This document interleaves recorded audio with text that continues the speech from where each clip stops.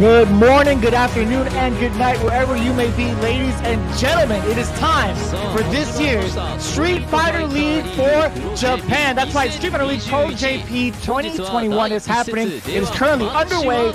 Do not adjust your screens. It is indeed Vicious here with Xian to break down the official English broadcast of Street Fighter League Japan. Before we get into it and break down all the goodies and what's going to happen for this whole season, I got to make sure you guys know Xian has been preparing for this for a very long time and for a very good reason. And I got to ask him, yo, how are you feeling for this season of Street Fighter League, Xian?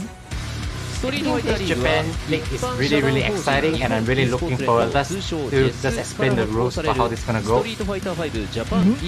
Absolutely, yeah. This year's Street Fighter League, we pretty much have every world-class Street Fighter V player from Japan that holds the Street Fighter V Japan Esports Pro license recognized by JSU. The players are forming teams exclusively for this league's tournament for everything that's at stake, right? And this has been doing this for 2018. So there'll be 8 teams with 4 members each, and they're each represented and supported by a company. You can see one of the team, FAV6 Roto Z, being really broken, and we'll look to see how this is gonna go with the longest name as well. Yeah, and you kind of seen the route currently before us, right? How they got into these current teams. That also leads into the tournament, the playoffs, and the grand finals. All of the details here in this current slide that shows us how many matches will be played this season, to let you guys know as we get ready for a full-on breakdown of the team format, the brand new team format that's going on, and just a little familiarity from last season, how they had 4 members of the team, but only 3 of them are going to get to play, and Xian gets to break that down for us tonight. So we also have the rules of the away and home team. So this is a replacement of the character ban rule, something that I really felt that is a very refreshing change. So now the away team always has a disadvantage because they have to decide the player sequence and the character before they actually play. Then the home team will decide. So simplified to say, the away team will be getting counter pick for every single one, and then there will be 3 players playing for the team instead of 4. One will be on the reserve team, and then the away team, generally you can't have the weakest player as the anchor because you're gonna get counter pick, and it's gonna be 2 points instead of 5 points, 2 points instead of 1 point, as well as you also need it to be a strong character because like a player, because it will be counter pick and it's gonna be a best out of 5. So this means a lot for the away team. Yeah, I know we kind of mentioned the point system from previous seasons. That's going to be staying in place, right? And we talked about how 4 players are on every team, but only 3 are going to be playing it out for majority of the time, I guess, each and every one of these matches, right? And just kind of reiterate to let you guys know, as you guys get to see the schedule each and every one of these weeks, each team is going to feature about 2 matches, so 4 teams are going to be showcased in every single episode of Street Fighter League Japan. Every 2 teams will be 1 round. Each team will play at least once, right? A total of 14 rounds will be done over the course of 28 streams from October to December. As you can see in the schedule, which teams are going to be playing what. There's also plenty of information over at the Street Fighter League site in Japan, right? sf.esports.capcom.com for more information on that. That tells you the exact breakdown of what teams are going to be playing, as well as plenty of other information as to who's on what team. So for the first day, we're gonna have a Yugan versus Good 8 squad, which is Margot's team versus Gachikun's team, and then Shinobism will be fighting against Modern Beast. This is a really strong start, as you guys know that we don't have September Margot anymore, so it's really October right now. So we're gonna see how Margot is gonna hold up against the champion team of Good 8 squad, which has been like really well this season. They have the Intel World Champion, they have the Evil Topanga Champion, and they also have the Capcom Cup Champion Gachikun. So I'm really excited for this. Yeah, and then you have the next matchup coming up afterwards. It was like what, Shinobiism and Mildon Beast. Shinobiism with Momochi, Fujimura, Higuchi, Otani, and of course Mildon Beast with Daigo, Fudo, YHC Mochi, by the way, and Moruto, who was making his debut. Actually, Mochi as well, both making their debut into Street Fighter League. And Moruto is a very interesting new, player that Daigo's team actually chooses, because Moruto not only actually plays Dan, although he's mainly known as Dan, he has like at least 5 to 6 different characters that is of a Grandmaster level, and that makes me really curious, and I heard about him saying he actually doesn't play Dan the most. Watching into the preseason, I also know he has showcases his set as well. So I'm very curious to see what he's gonna bring out right here. Yeah, he's one of my favorites to actually look forward to watching. He's got what, Kage, Seth, Sagat, Ryu, Kami, and he lists his main as Dan. One of my favorite parts of Street Fighter League in general is the nicknames they give each other. For Moruto, his is the strongest bullet. Strongest bullet is actually a name that I would say is I wouldn't know what he's actually gonna come out with because he's really new for even players like me. I've never heard about him, and I believe this will be the chance to shine at his first time in SFL. Yeah, I'd imagine like he's just a fully loaded cannon. He's got 6 in the chamber because he's got 6 different characters on deck, right? But I gotta say, it's so cool to see these guys. We're gonna see a full breakdown of the 8 squad who's gonna be playing up first against Team Gyogun. As you see, Gachi-kun. We could talk all day and night about Gachi-kun, but he's also backed up by someone like Kawano, who's been one of the strongest guards right now in terms of like the new players. Pugera, who's been dominating as well with that Baro as of late, and then of course, how can you stop the wild man Kichi Pamu, right? He's one of the best grapplers out there in the world and one of the wildest. I think it's the perfect team. Has a grappler, has skills for counter-pick matchups and stuff.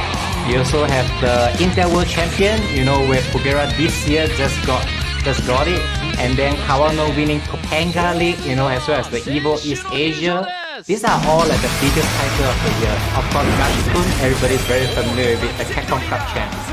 And there we go, we got a 2D god. And of course you see the members of Team Gyogun. Mago came up first, Machibo as well. Moke being one of the young guards as well. Well, you know, he's like right in the middle. But Mizuha coming back into it again from his performance with Mago Scarlet, right? I feel like this team in general is pretty much like the same as what they were like in 2020 with Mago Scarlet, right? Yeah, and this has to be the friendliest team. They're also the most funny team as well because I don't think there's a lot of pressure teaming up with Mago, just because Mago is just a very friendly and he always gives good encouragement, has a mentor as well. I would say it's the least pressure to be teaming up with someone like Mago and you'll perform at your very best. So having Mago team as the home team right here, they're gonna have the advantage to be counter-picking the team from the away, and they actually have to be discussing who they're gonna be putting up, and I would feel that with this sequence right here. Okay, there we go. Okay. So Kichi Pamu is going up first with the Zangief. Gachi-kun is second, and I do believe, yeah, Pugera is gonna be the anchor. So it's going to be pretty important, right? We talked about the point system and how that works out. Kawano is going to be the one sitting out for Team Good 8 Squad. I think the reason they're putting this out, you know, like for away team is important because Pugera is definitely the one that they felt that they would beat all 4 players in the other team. Because 2 points is very important, especially from the start, you know. So I think Pugera is their strongest player, you know, in terms of matchup or player-wise. That's why they're putting Pugera as their last. So right now they are just gonna be discussing who they want to be choosing, and that's the real disadvantage of being an away team. Look at that. You have a Zangief right there, and the 4 players are trying to pick which is the best counter pick, you know, to fight against your team. And I know Machabo has a great track record against like a character like Zangief. He used to team with, you know, Itabashi, and even Itabashi was really afraid of him. So I would really think that Machabo is the best pick going right here on the first one. And you can hear it, right? You know, Mago has been really or heavily considering Machabo as one of the key components for this team's performance, at least for this Bleach battles. So we'll see how that plays out. There's no way with my understanding, I felt like Machabo has to be the first one going, no matter he's picking Nikeli, Akuma, or his new Kami right here. I know he has a very good track record. He's also known as one of the best anti-air players, you know, in the world, not only Japan, you know. So you will see Zangief being able to jump in against someone like Machabo. And there's no doubt I will be thinking they'll be putting Machabo up first, you know, for their team. Their main problem is probably going to be Gachi-kun, who is going to be coming out to fight against Gachi-kun. Right, that does make sense, right? Kichipamu with Geef, Gachi and Rashid, Kugera and Balrog is going to be what's established 4-team Good 8 squad. Now it's just a matter of what Gyogun is going to pick, or how Gyogun is going to pick their team order, as well as what characters are going to be going up, right? Mago having an amazing Kami. There's no ban picks here, so these guys are going to be playing at their max potential. So that's what I really like about the no ban picks, man. Like, no ban picks means that you have to deal with a bad matchup, and the away team felt like the sitting duck right now that they put up who is gonna be there and getting counter picked. Something that I always felt was really good, because you know, like most of the tournament and matches, you tend to avoid the bad matchup, you know, so now we get to see the bad matchup being played at the highest level, something I always wanted to see. You know, Zangief has to try to play against Dhalsim, you know, even if you're on away, you know that they're gonna put a Dhalsim right there, and you just have to learn the matchup. I think having this rule implemented as well with the home and away system is a pretty interesting turnaround. Being able to see the order, what characters are being played out, and being able to counterpick accordingly, it challenges both teams. Away team, obviously, it's like, you know, they're throwing out other intel there, they're preparing for a potential counterpick, and then for the home team, it's like, well, we have all this intel, we got to make sure to make the most of it. Can we actually have, or do we actually have the firepower to contest it properly? Right, you're not always going to be able to get the counterpick situation, so you have to utilize your resources and your team members as best as possible. Right? Yep, and being the away team strategy speaking, there's just no way the away team can put an anchor as a weak, you know, player, you know, just because it's a 2 points, first to 5, and you're gonna play a bad matchup. That is for sure. There's no way you're gonna play a 2 point first to 3, you know, with a bad matchup. So, but the fair thing is that everyone get a chance to be on the home and the away. And what makes me interesting to see is you'll be seeing really good matchups being played and really bad matchups being played by both sides. It makes a lot of sense too. Just like the way it plays out, it's so fun to see. Again, we talk about, you know, the ban rules not having to be in place for this version of Street Fighter League. We get to see like the utmost potential of some of the best players in the world, because I feel like, you know, Japan has been the undisputed kings of Street Fighter in general, right? Yeah, and as well as there's a lot of new younger generation players like, you know, Higuchi, Kawano, you know, all rising stars of like Japan, which is being groomed a lot by their older generations, and they've been winning champions, you know, starting from last year and about this year time. They have been like beating all the old players, you know. So this is not a tournament where the younger players are coming out because, you know, they're just coming to play, but they're actually coming to win, which makes it really, really interesting. Yeah, you see a lot of determination from a lot of actually all of the players, even coming in from the preseason games, which happened in September. I think September 26th and September 27th. Once they found out that the point system was still going to be in place, like if you get, you know, to watch the footage, they actually award you points for winning the preseason to give you the upper hand going into the official season, right? You know, first place would have got 2 points for their team. Second place would have got 1 point for their team going into it. It may not be like a huge value, but it's still a pretty significant one, especially with the way things turn out at Street Fighter League. If you've been watching every single year, the points absolutely do matter, especially towards the end. So we both highly encourage you guys to check it out. Xian has been studying the heck out of it. It's been pretty cool to see. We've actually gotten our order. They actually didn't put Machabo as the first one. You can see the players from the away side being a little shocked as well. But as you guys know, Colleen is a Sagat.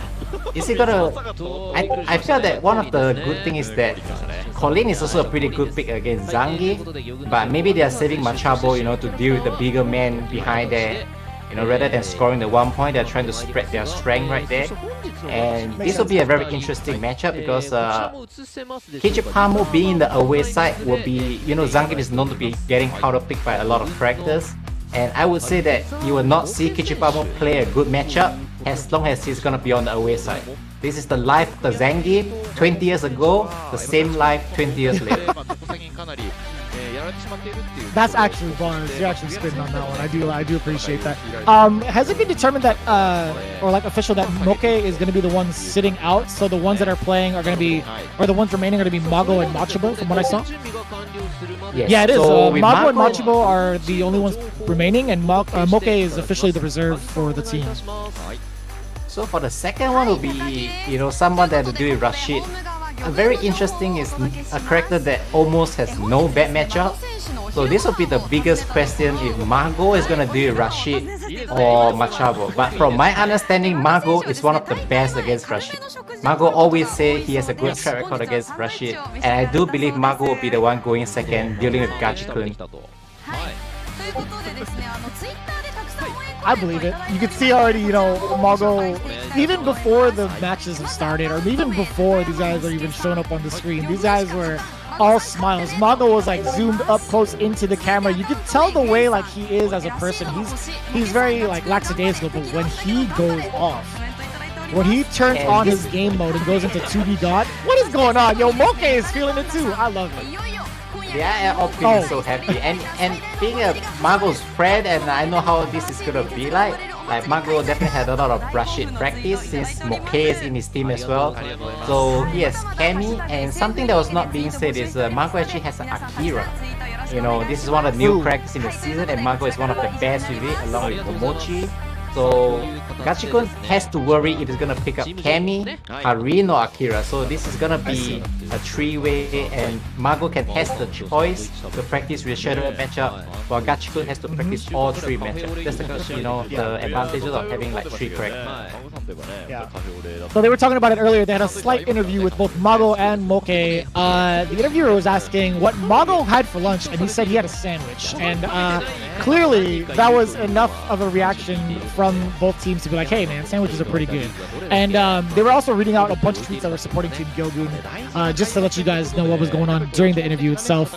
But you could see the kind of team synergy that they have with each other and the kind of spirits that they're in. They're not in a very serious mood. They don't have too much pressure on themselves, and they're taking it pretty much like one match at a time. Especially with a captain like Mago. Mago is not the type to kind of, be intimidating. He's always the one that kind of like makes you relax and pretty much laugh and enjoy your time, right? That's the best part. Being in Mago's team, you also get to improve because Mago is like a mentor that's gonna guide you and teach you. So Mago is definitely, you can see, it's not the strongest team out there over here. But then being in Mago's team has a lot of beneficial, has the individual as well, and being able to perform at its best, is one of the key things that I feel. So there we go. We're gonna get a first match going on. Here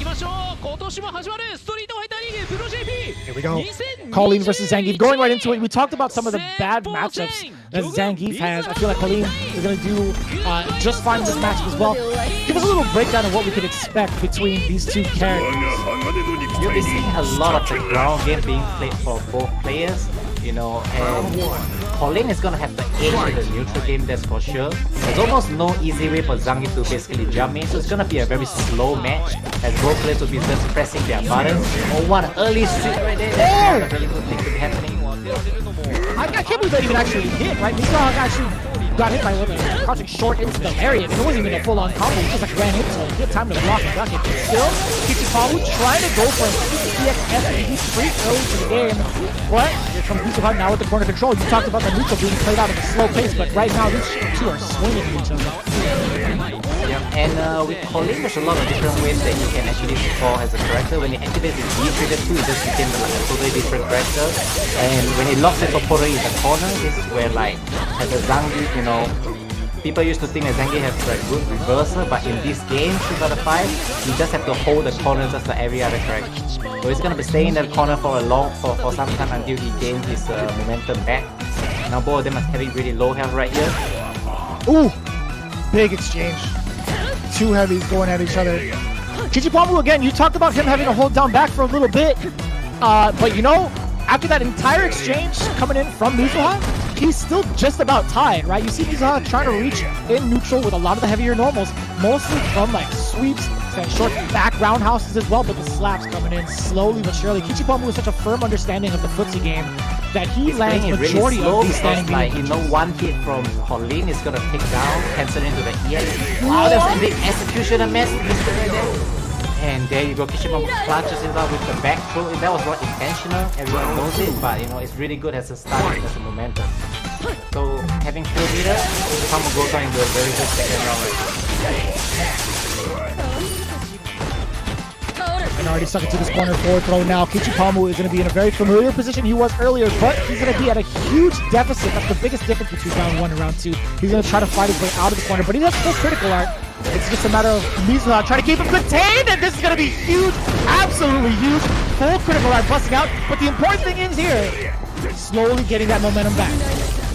Oline's gonna change to Super Saiyan right now. You can never count Olina when it's in the V-trigger mode. So he's just gonna be... And he's actually in a really good position right here as well. But I don't like how Mizuha has wasted most of his V-meter with the dash. Because right now it's gonna be a more even. But it's almost going to the one chance situation. And Kichipamu clutches up with the SPD. And then it's gonna run, it's gonna go to Kichipamu.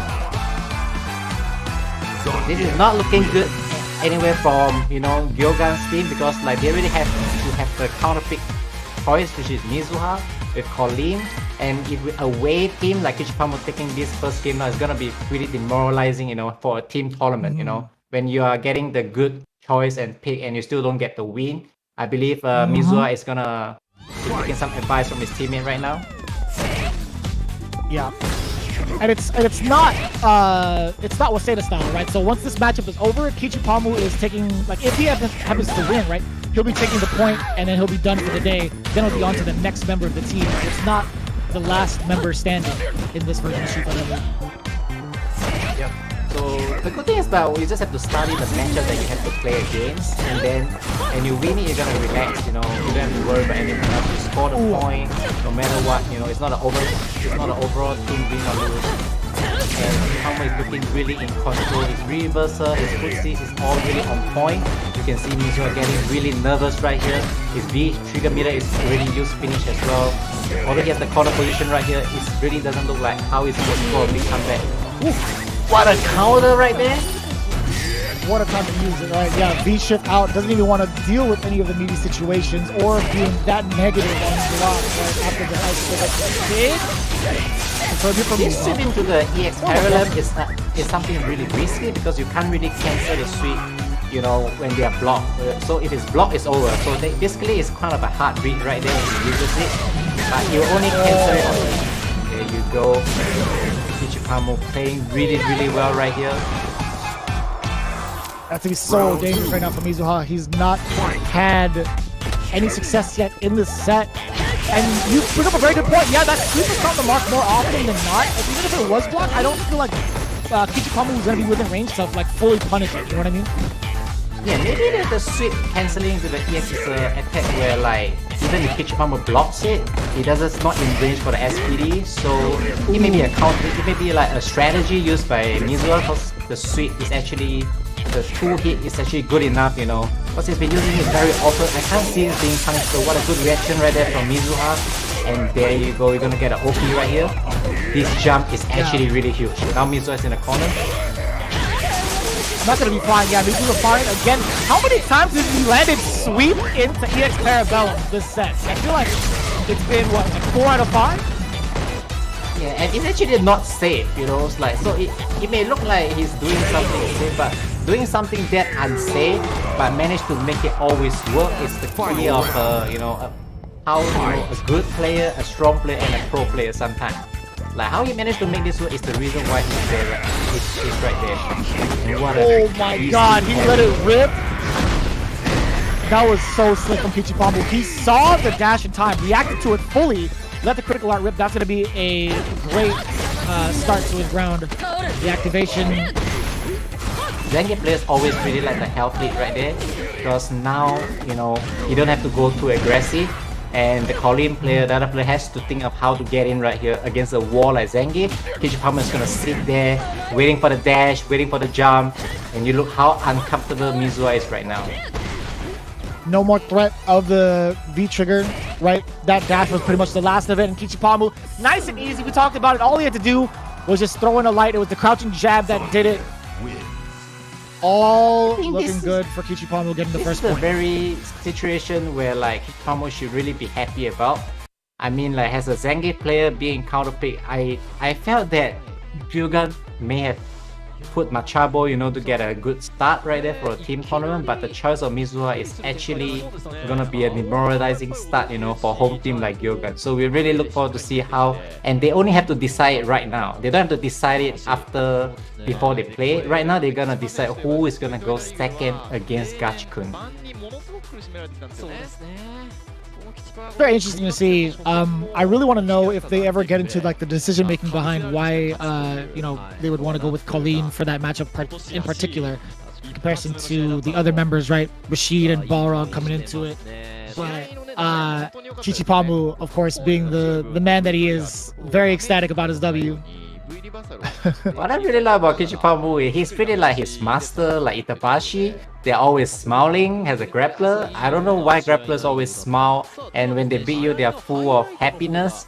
You know, maybe that's the reason why people, you know, it's the only thing they have left, Xian. It's like, you know, when you hit rock bottom, the only way you can go is up.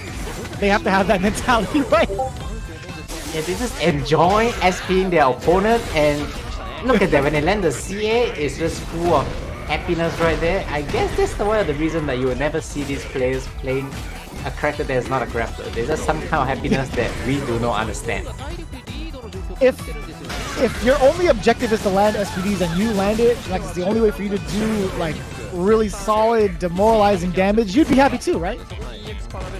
Yeah, but I guess I'm not all about that life, but I'm really happy that Japan has you know, young newcomer taking over Itabashi. I believe Kichipamu is under 24 or 25. He's actually a pretty young player, while Itabashi is like the older generation of the grappler. So it's really interesting to see that there are someone taking over the role, you know, of playing a character like Zangief, because nobody really likes to be counterpicked, you know, all day, right? Yeah, what's wild about him, you know, being the age that he is, he's actually one of the grand finalists from previous years of Street Fighter League for Japan, right? He's already been on this kind of stage before. He understands the format fully well, and he's still able to do it with Zangief. He had Abigail as a sub. He still might use Abigail this season, but who knows? As it stands right now, doing a fantastic job with that Zangief taking in the first point. I feel that he's forced to play Abigail last season because of the ban rule, which is something that I did not enjoy fully watching his Abigail, because he's actually known as a Zangief specialist. While Itabashi has a really strong Zangief and Abigail, I felt like Kichipamu's Zangief really stands out, which is something that the ban rule kind of favors, you know, a team like Team 8.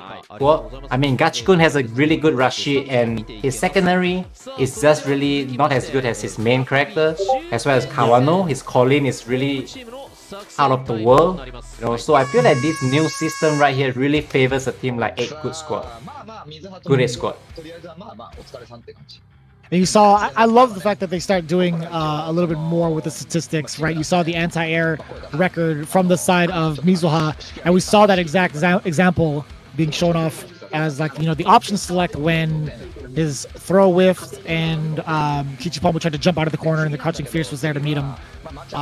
Just a little bit of the details that they like to put over in Street Fighter League Japan.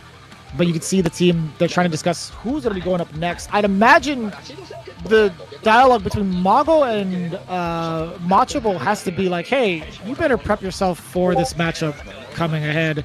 And of course, you know, it's been confirmed Mago is thinking that Machabo should go next, and Machabo is as confident as ever. Yeah, I really would like to see Machabo. Machabo actually is always one of the players that you cannot let your guard against. He's a top Guilty Gear player. He started playing Street Fighter. He's a top Street Fighter player. You know, from their smile, we can see that I would like to guess Machabo is gonna go next as well.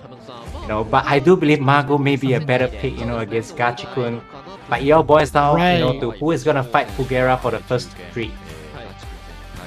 That makes sense. I think you're right on the money when it comes to who's going to face off against Gachikun. I think having the Kami matchup is a little bit better. I think saving Machobo for Pugera would be the play.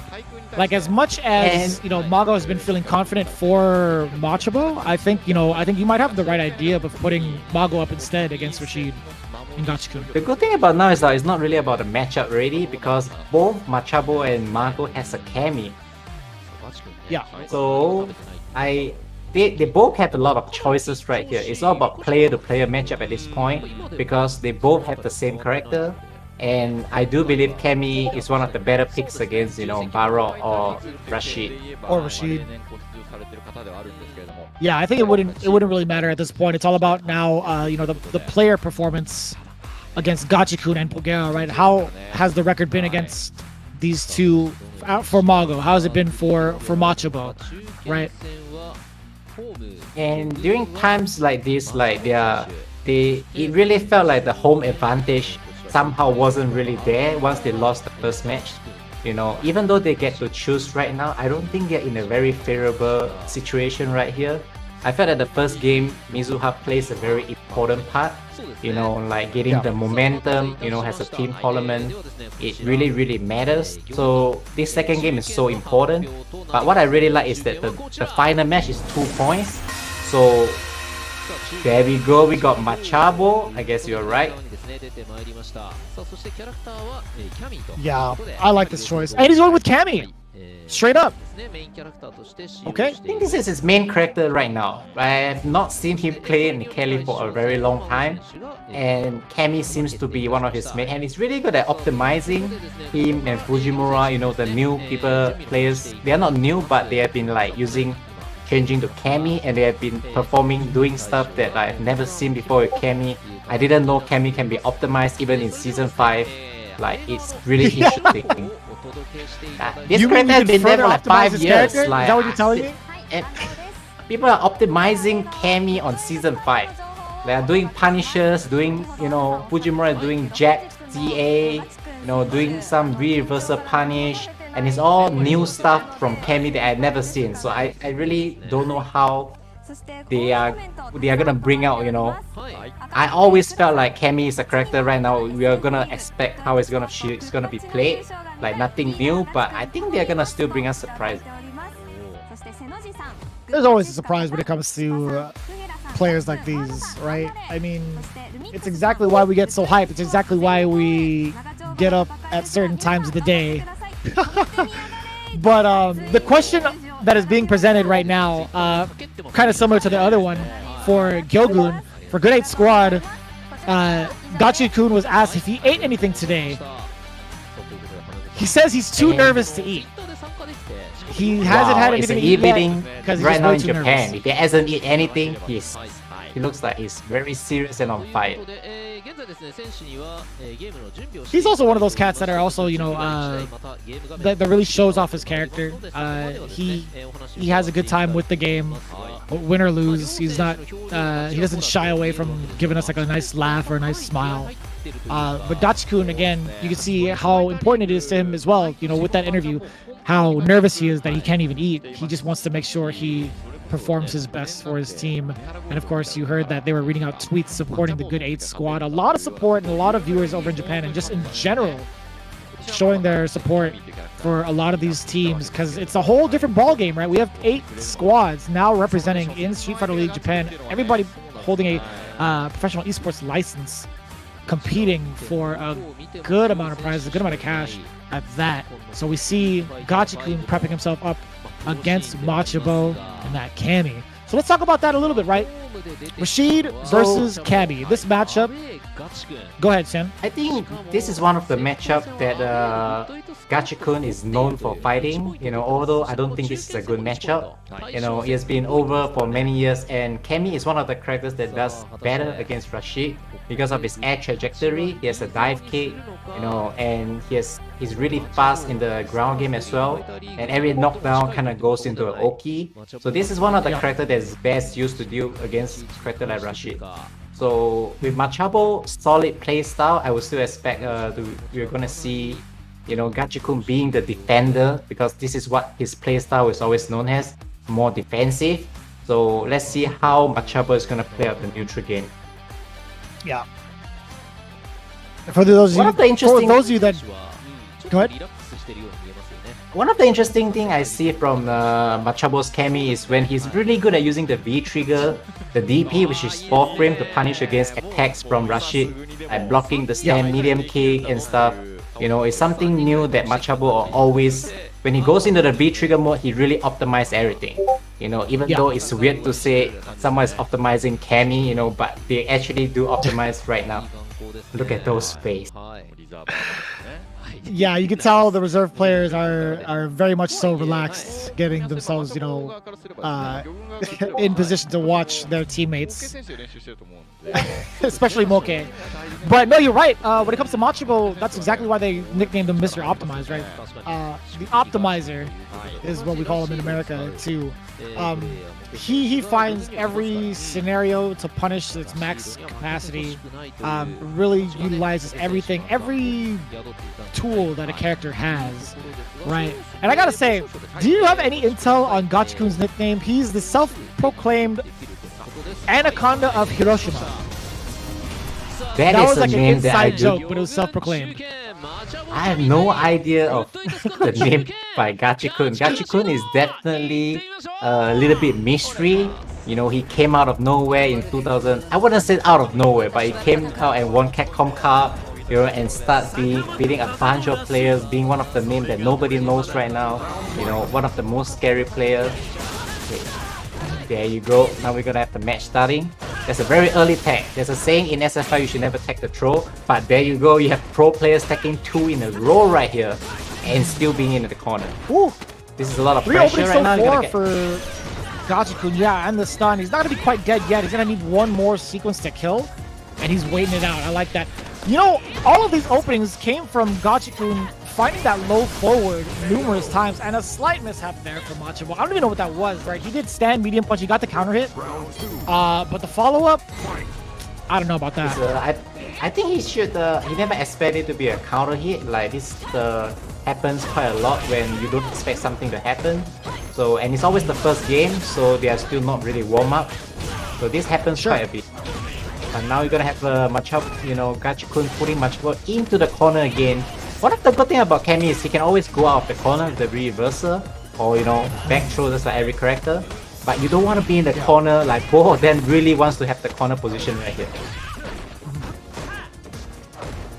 Trying to get a frame trap going, does go for the side switch to kind of bait out whether or not he would do an eagle spike on the same side. So good defense there from Machabo. He clears the corner, but still has to spend a V-trigger. This is a great opening, right? You're pushing Gachikun into the corner, but an interruption there, another set of swings, but Gachikun, he's now actually, yeah, he's like one touch away, really one heavy away from getting around. It's also the same as Machabo as well. He was probably trying to land a down heavy punch right here, and any confirm from Machabo will land around. You will see a down heavy being the most predictable button right here, and Gachikun knows about it. You can see the hands right here in the situation, trying to score that one hit, but Gachikun with the clutch jab right here, taking it out. In a one chance situation like this is very common in Street Fighter 5 where like any hit will land you the win. So that's something that makes Street Fighter 5 really tends to play, which is like you always land up in this situation, and whoever is the more clutch or the more experienced one would end up taking down the game. There was a lot of experience just overall in the matchups that he's played, right? Gachikun, he was in range for a heavy punch, right? There were 5 heavy punches that were swung from the side of Machabo within that range, so he obviously knew what the intent was. He's like, this is the range where heavy's gonna kill me. So I'm gonna hover around this range until Machabo overcommits and saw his opening to throw in those lights, right? So it's exactly what Gachikun pretty much deciphered, being within those ranges, took down the game, and already off to an amazing start again, pushing Machabo into this corner, but finding a release out of there. It's going to be a tough hill to climb. What an anti-air time, and Machabo thought he can get away with the reversal uppercut on the way down. You just want to get something out of here, because every single round, you know, we have seen Gachikun pushing Machabo into the corner, and Machabo didn't stop, you know, having this situation, you know, on a repeat right here, because like, there you go, you finally see a good switch right here, but Gachikun is getting all the good reads, you know, against the offense of Machabo. And they're just keeping in range. Gachikun has the patience to deal with Kami, and you hate to get hit by this crouch counter. And right now he's getting into the same position, having V trigger full right here. Yo, Xian, I don't think that crouching heavy punch would have hit unless something was thrown out there. That last one that Crush countered, I was just dumbfounded by that. Just the timing of catching the medium kick against Machimo was so sick. Gachikun! Oh wow, Gachikun! You gotta be Gachikun. kidding me. Jeez, the reaction on this man. He backed up perfectly, hook, line, and sinker, anticipated the dive kick, and immediately Machimo took off the headset. He's like, all right, you got me. I admit defeat. I admit defeat. This is not even about like being able to react to the dive kick, you know. It's about like having able to execute it. You know, Kami's dive kick is one of the attack where you anticipate it, but you still can't do anything to it. But Gachikun having the execution, the composure, and the timing to execute it perfectly, taking down the round, I would say that there's nothing more happier than Good squad right here. Looking really, really strong. Yeah, at the angle that Machimo came in at with the dive kick, that was as early as it could have been.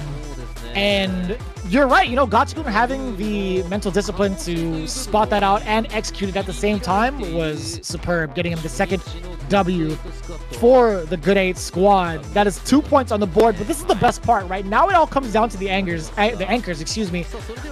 Pugera waiting in the rafters with that Balrog. It's going to be Mago towards the end. It could still go into an even score with Gyogun, right? Good 8 squad has 2 points so far. The anchor is worth 2 points, so we'll see how it works out. We're seeing some of the highlights as well. Gachikun, again, just started off in such a dominant fashion, right? I feel like there wasn't much Machimo could have done getting exposed down below pretty early. And I think Machimo has a 0 dive kick success rate in this whole match. Gachikun has managed to anti every single dive kick, you know, with an EXDP, with a CA. This is not easy at all. Like, look at that. He has anti every single jump in and dive kick. I think it may look easier than it seems, but there's a lot of good read right there from Gachikun, knowing what to be expecting. And that is why he net a 2-0. It was a really fast round, you know, showing his experience and why he's one of the best against Kami with Rashid. Best believe, when that backdash came out, he was buffering the hell out of critical art. Yeah, a lot of players actually have the tendency to, you know, buffer a CA, buffer EXDP when they do a backdash. It came from a lot of fighting game players have this habit. So when you try to do a jump in, you know, a fast attack against a backdash, you know you're in trouble. Look at those 100% anti-air right there from... That's a 100% anti-air rate, you know, 4 out of 4, you know, and like a special move finish 100%. I really like how they managed to put out all these numbers, you know, of how good the anti-air rate, you know, anti is something of Machabo's specialty, you know, but he didn't get a chance to do it because like Gachikun didn't even jump, so it makes it a 0%, while Gachikun has anti every single time, 4 out of 4, 100%. I think this is a sick percentage number right there to be putting up. To be fair, the reason why Machimo has a 0 for 1 when it comes to anti-air is because Gachikun had a very advantageous position to jump in that corner, while in V-Trigger, it was the moment where he jumped over Machimo to make him guess whether it was going to be a same side eagle spike or if it was going to be a cross up in the corner at that sharp angle. So that's where that statistic comes from for the anti-air department against Machimo. Then you look at down below the statistic for EXDPs landed, or invincible reversals landed, that V-Trigger uppercut coming in from anti-air was anticipated by Gachikun, right? That was the moment where Machimo neutral jumped a little bit further up from Gachikun. He dashed up and was still able to do a crouching medium punch as an anti-air. And Machimo tried to seal the turn back by using an uppercut, but Gachikun was 2 steps ahead. Very, very smart.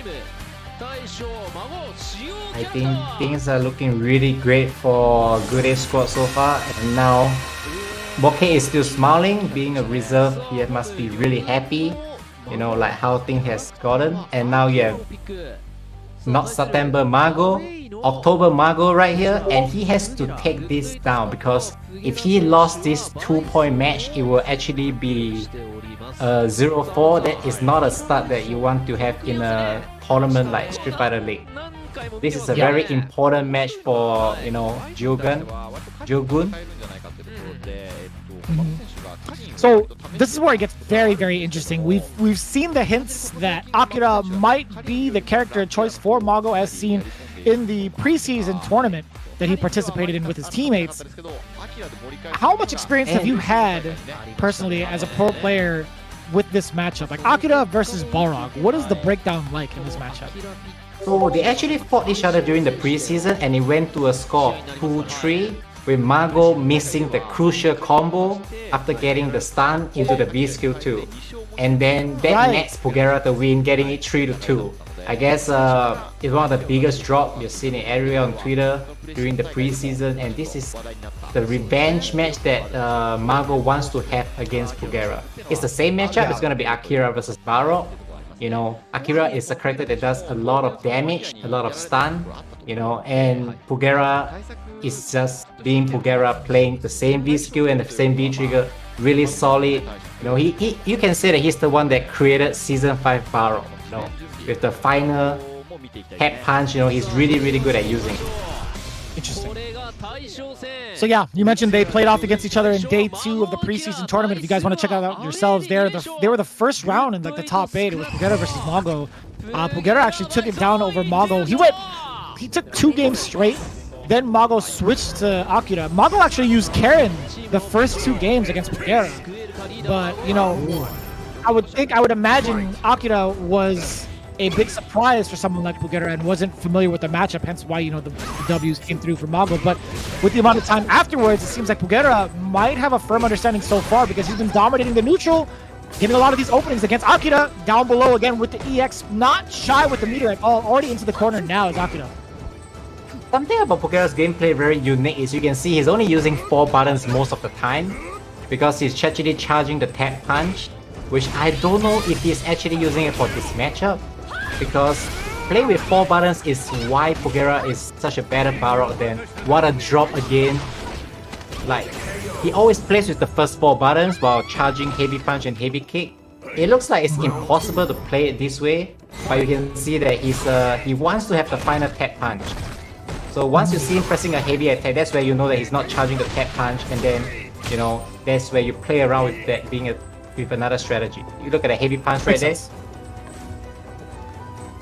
Yeah, you could tell like every so often he'll throw out a standing heavy punch just to kind of check the neutral game and you know, from further out. We see it right there, right? And then immediately goes back into charging tap. But we haven't seen it yet, so maybe he doesn't need to with the amount of life he has, the life advantage he has, and the corner positioning. It'll be just fine. What a whip punish with the target combo. Akira has a really good, you know, punish, you know, like the down medium. I would call it the most dangerous down medium punch in the game, because when he hit it, it goes into the target combo and does so many stun and damage. Oh, there was a sick EX along with the V skill too. Pugera spending all the meter right here.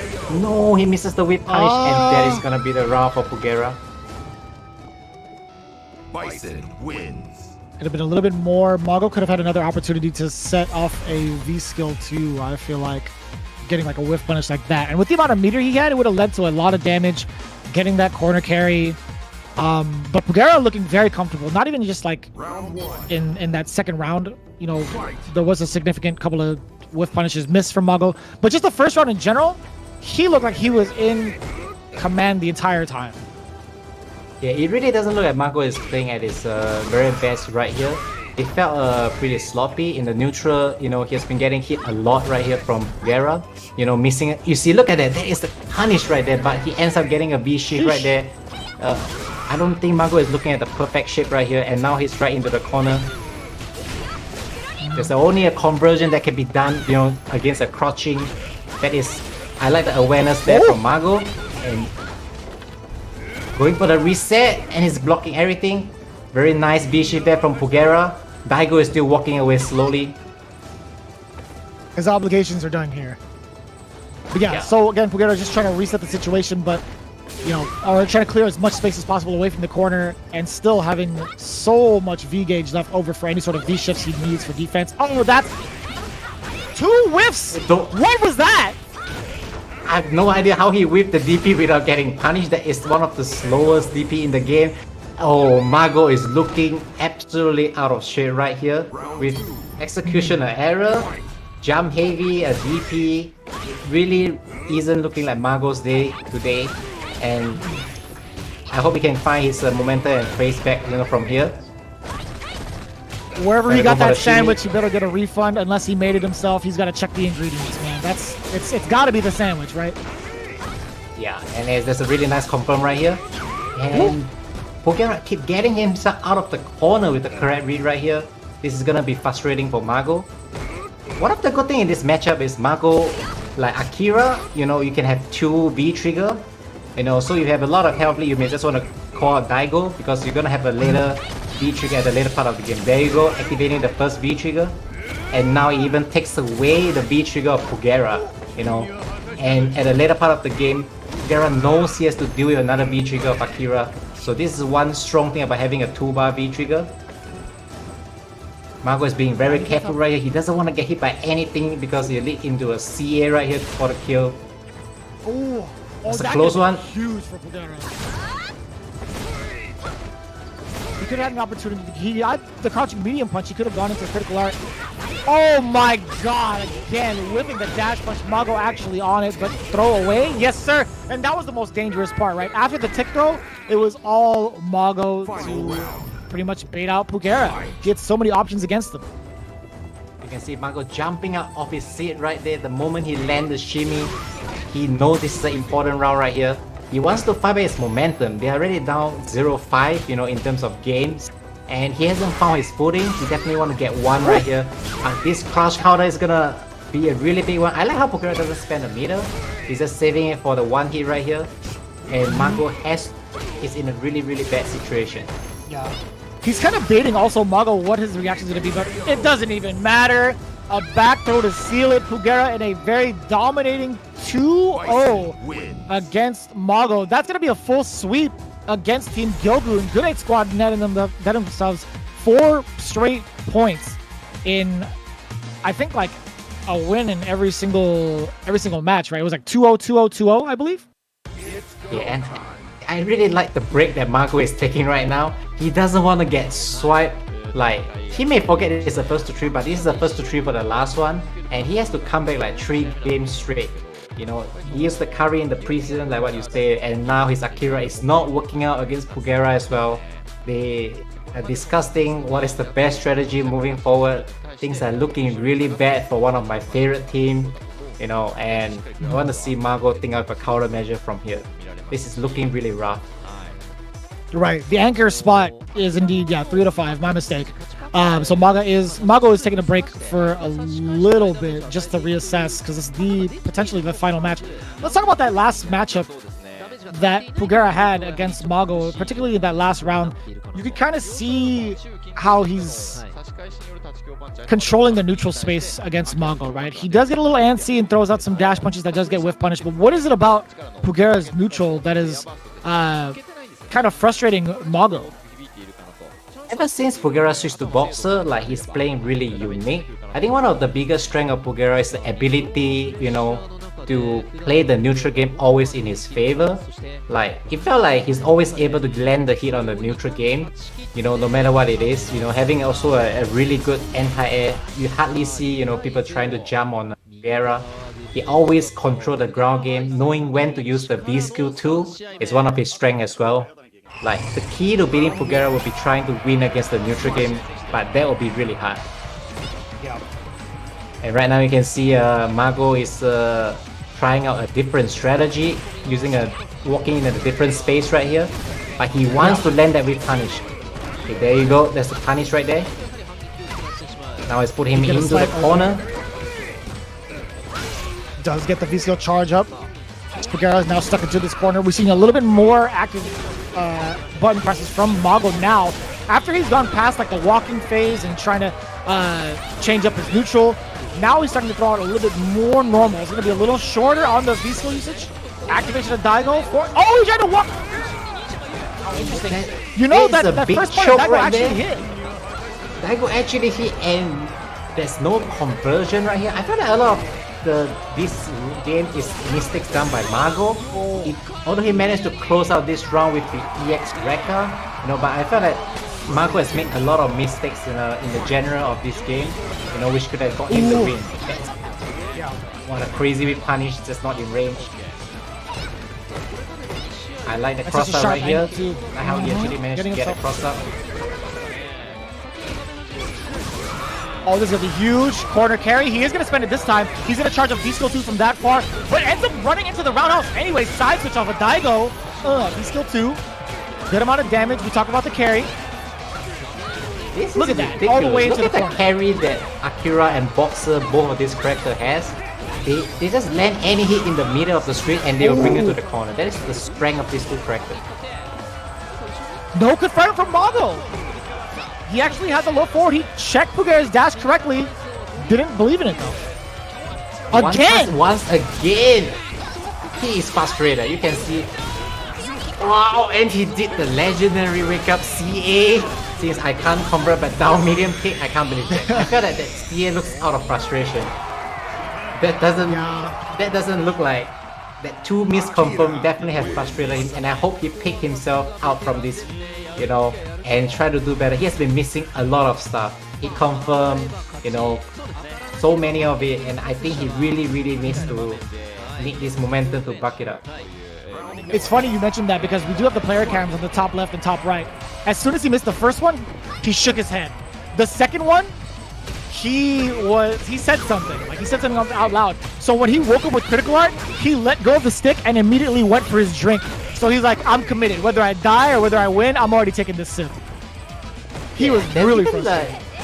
Playing from whatever level, there's always some kind of frustration when you miss so many things in a row. There you go. Now his hit confirm is so on point right here. And he's almost landing the stun. This is important. And that stand-like kick, he's not gonna do anything fancy. No V skill 2. Simple combo to take down the round. I don't know what changed in Mago's gameplay, but it looks like he's a different person right now.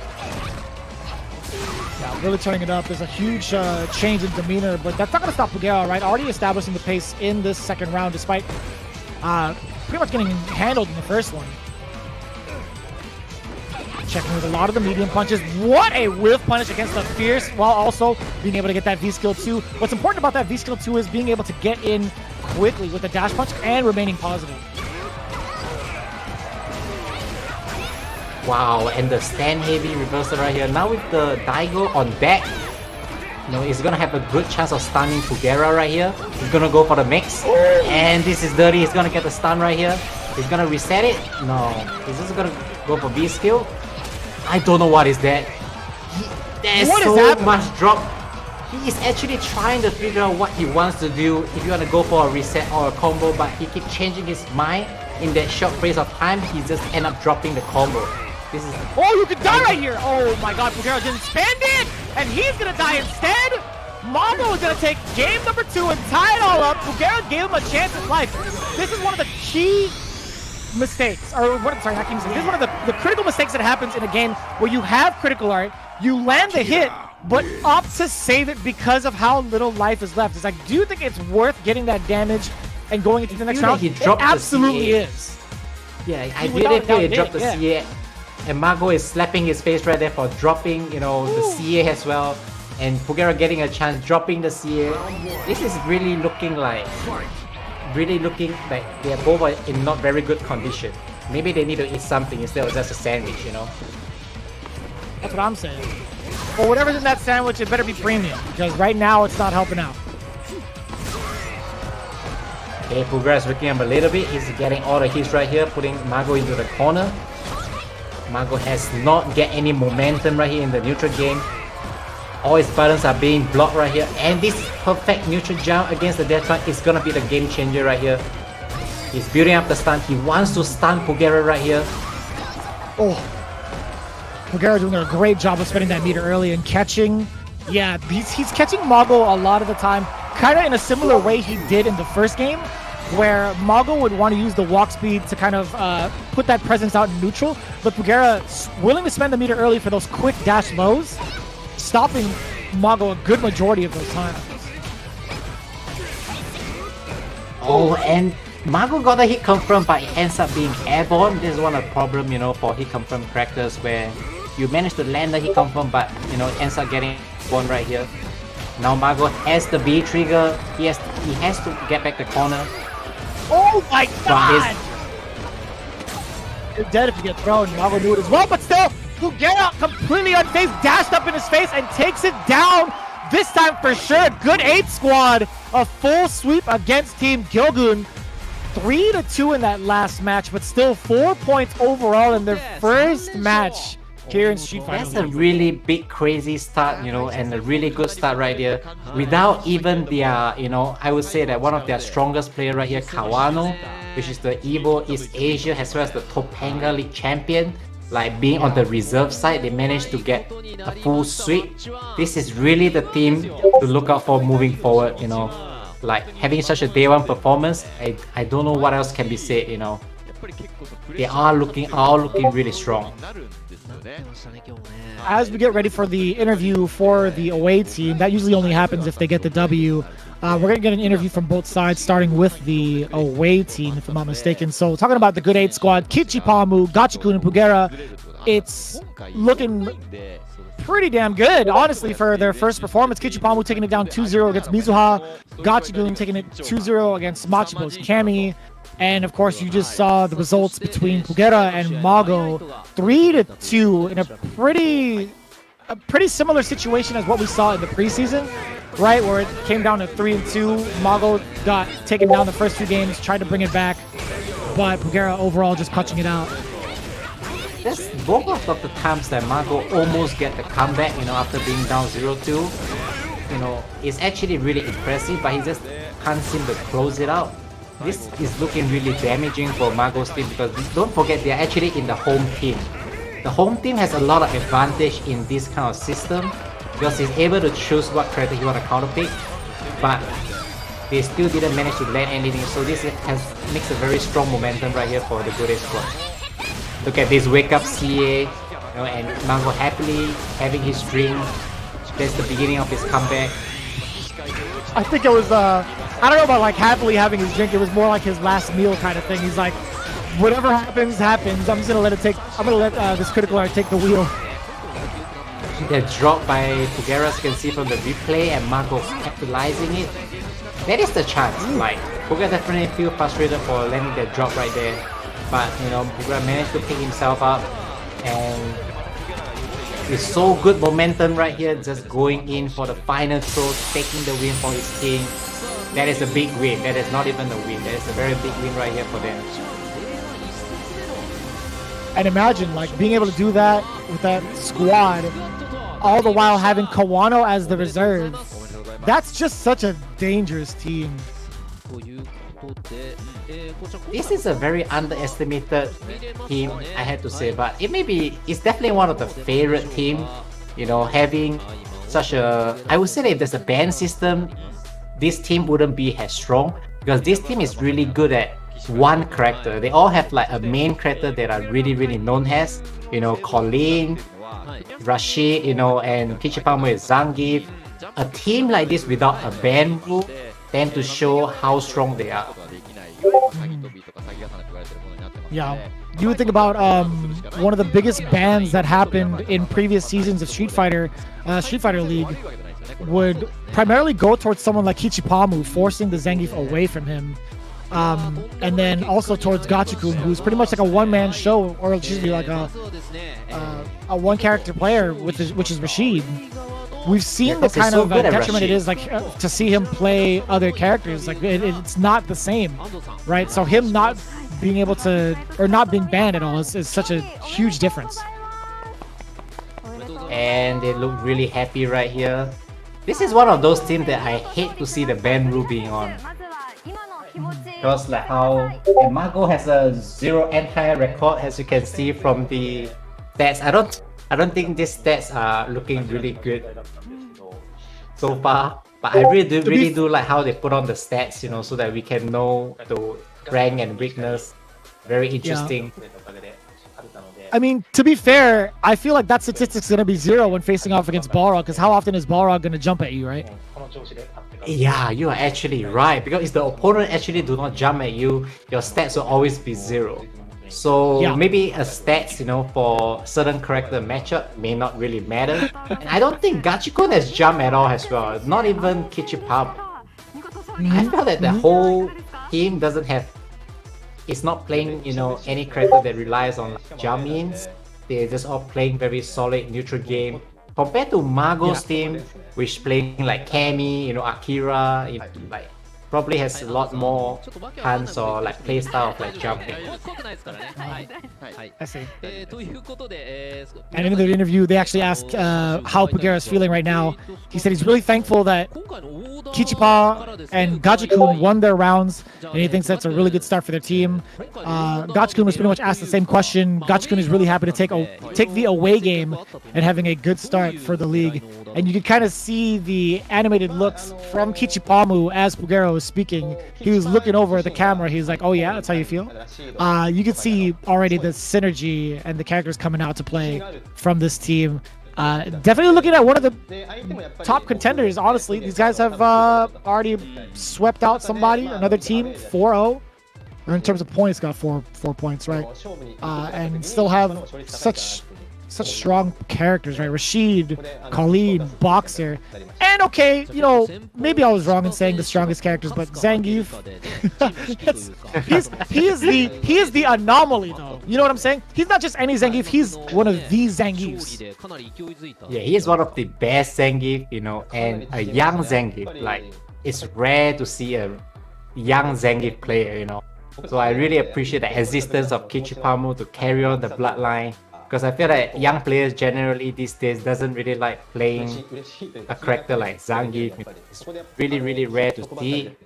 And now you can tell that in a team tournament, people usually like to have a Zangief, a Dalsim, because they are just so strong counter pick, you know, against like just certain characters. ストリートファイターリーグ始まって1戦目で自分が出るってなって正直めちゃくちゃ緊張はしてたんですよ。 Looking at Kichipamu right there, he has a very good attitude. Like since the beginning when I saw him, like I felt that he's a really, really good attitude. You know, generally the whole team is very friendly. I practice a lot with Pugera as well. I've seen his team from playing Ibuki to Boxer, and I felt that ever since he switched to Boxer, he has been kicking a lot of players. You know, like he just became a way different person. There's even people saying that Pugera is one of the strongest, you know, player now in Japan ever since he switched out to Baro. Like, so it really, like when you pick up a good character or a character that suits your playstyle, it really can change, you know, how you are rather than like just picking a top tier. Yeah.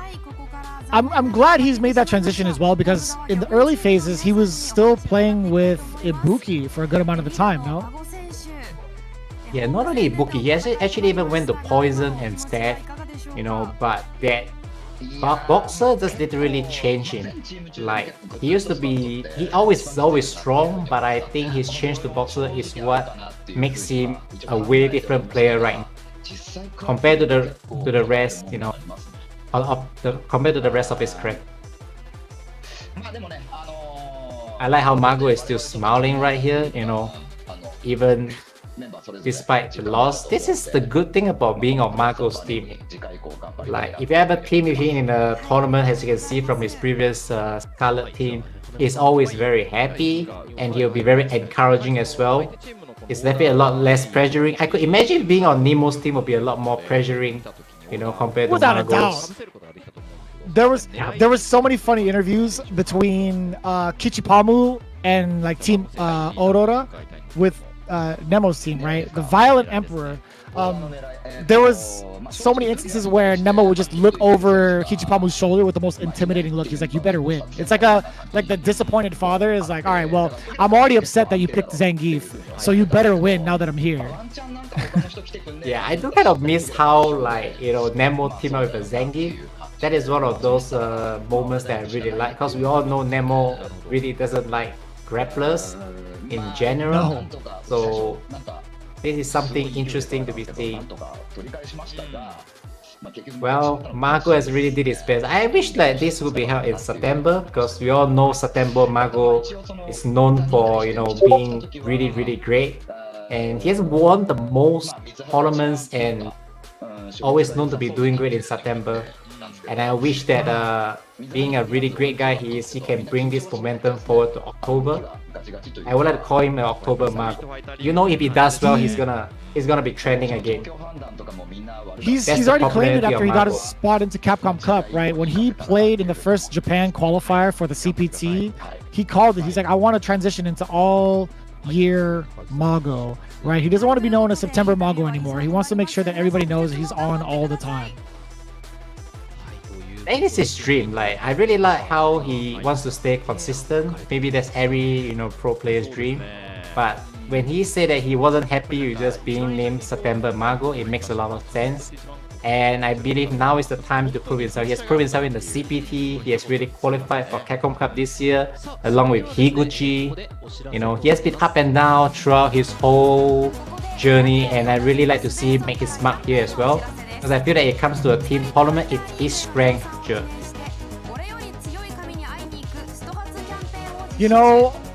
I gotta say, if there's products for hair on here, man, I wouldn't be able to sell it to you even if I tried. Maybe Xian could, but definitely not me. But talking about the interview they had with Mago, just a little brief synopsis of what he was saying. Mago thought about losing 0-4 to a strong team like Good 8 Squad, but when it actually happened, it kind of hurt. Like, it was pretty painful. He wasn't expecting it to be that kind of feeling going into it. Like, he's very lackadaisical going into the games, but when he hit that L, it was a whole different story. That was definitely a painful loss right here. I like how they pick the characters, with very cool hairs. There's something. And also the other has the CPT 2021 beast. Yeah, we're going to be having CPT events going on every single weekend. I feel like this month of October, we have the NA qualifiers happening this coming weekend. NA West, along with Canada West, the following tournament. After that, we're going all the way to Russia, I believe, on the 16th, the weekend of the 16th. Then I think a little bit after that, we have another set of CPT tournaments with Japan, if I'm not mistaken. So there's a lot to look forward to here in the Capcom Pro Tour. There's so much more to go through with Street Fighter League. We have so many things for you coming up with these 8 teams. You guys definitely do not want to miss it coming up. Again, you just experienced Kyogun versus Good 8 Squad. We're getting ourselves ready with Shinobiism and Northern Beast after this break. So don't go anywhere. We'll be back with more of Street Fighter League. Yep. ストリートファイターリーグプロ JP 2021第1節 Day1 マッチは魚群対グッドエイトスクワットの模様をお届けいたしました。この後は5分間の休憩を挟ませていただきまして、第1節 Day1 マッチ2シノビズムゲーミング対ビルダムビーストの模様をお届けしてまいります。それではしばし失礼いたします。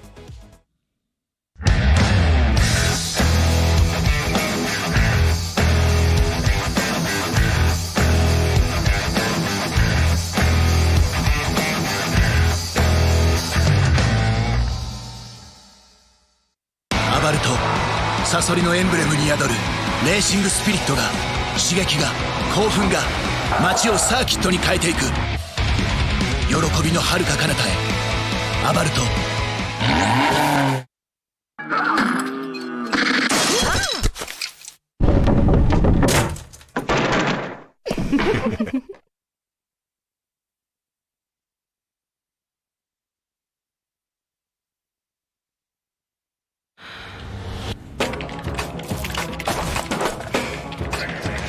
プレイでは集中が必要。ハードウェア選びは気を抜けない。インテルで本気。ゲーマー5人のうち4人がインテル搭載 PC で Steam をプレイ。インテルならゲームプレイをプロレベルに。お好みのゲームで優れたパフォーマンスを実現。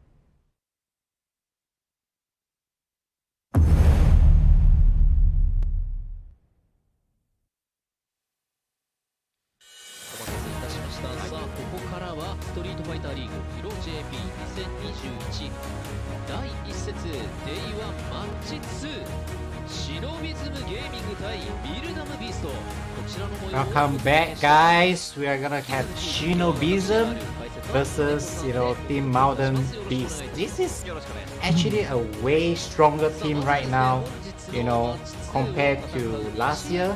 They actually take a switch of Haitani and Johnny, and they added this year's champion, who just qualified for CPT, Fresh Higuchi, along with the two biggest names that Momochi and Fujimura.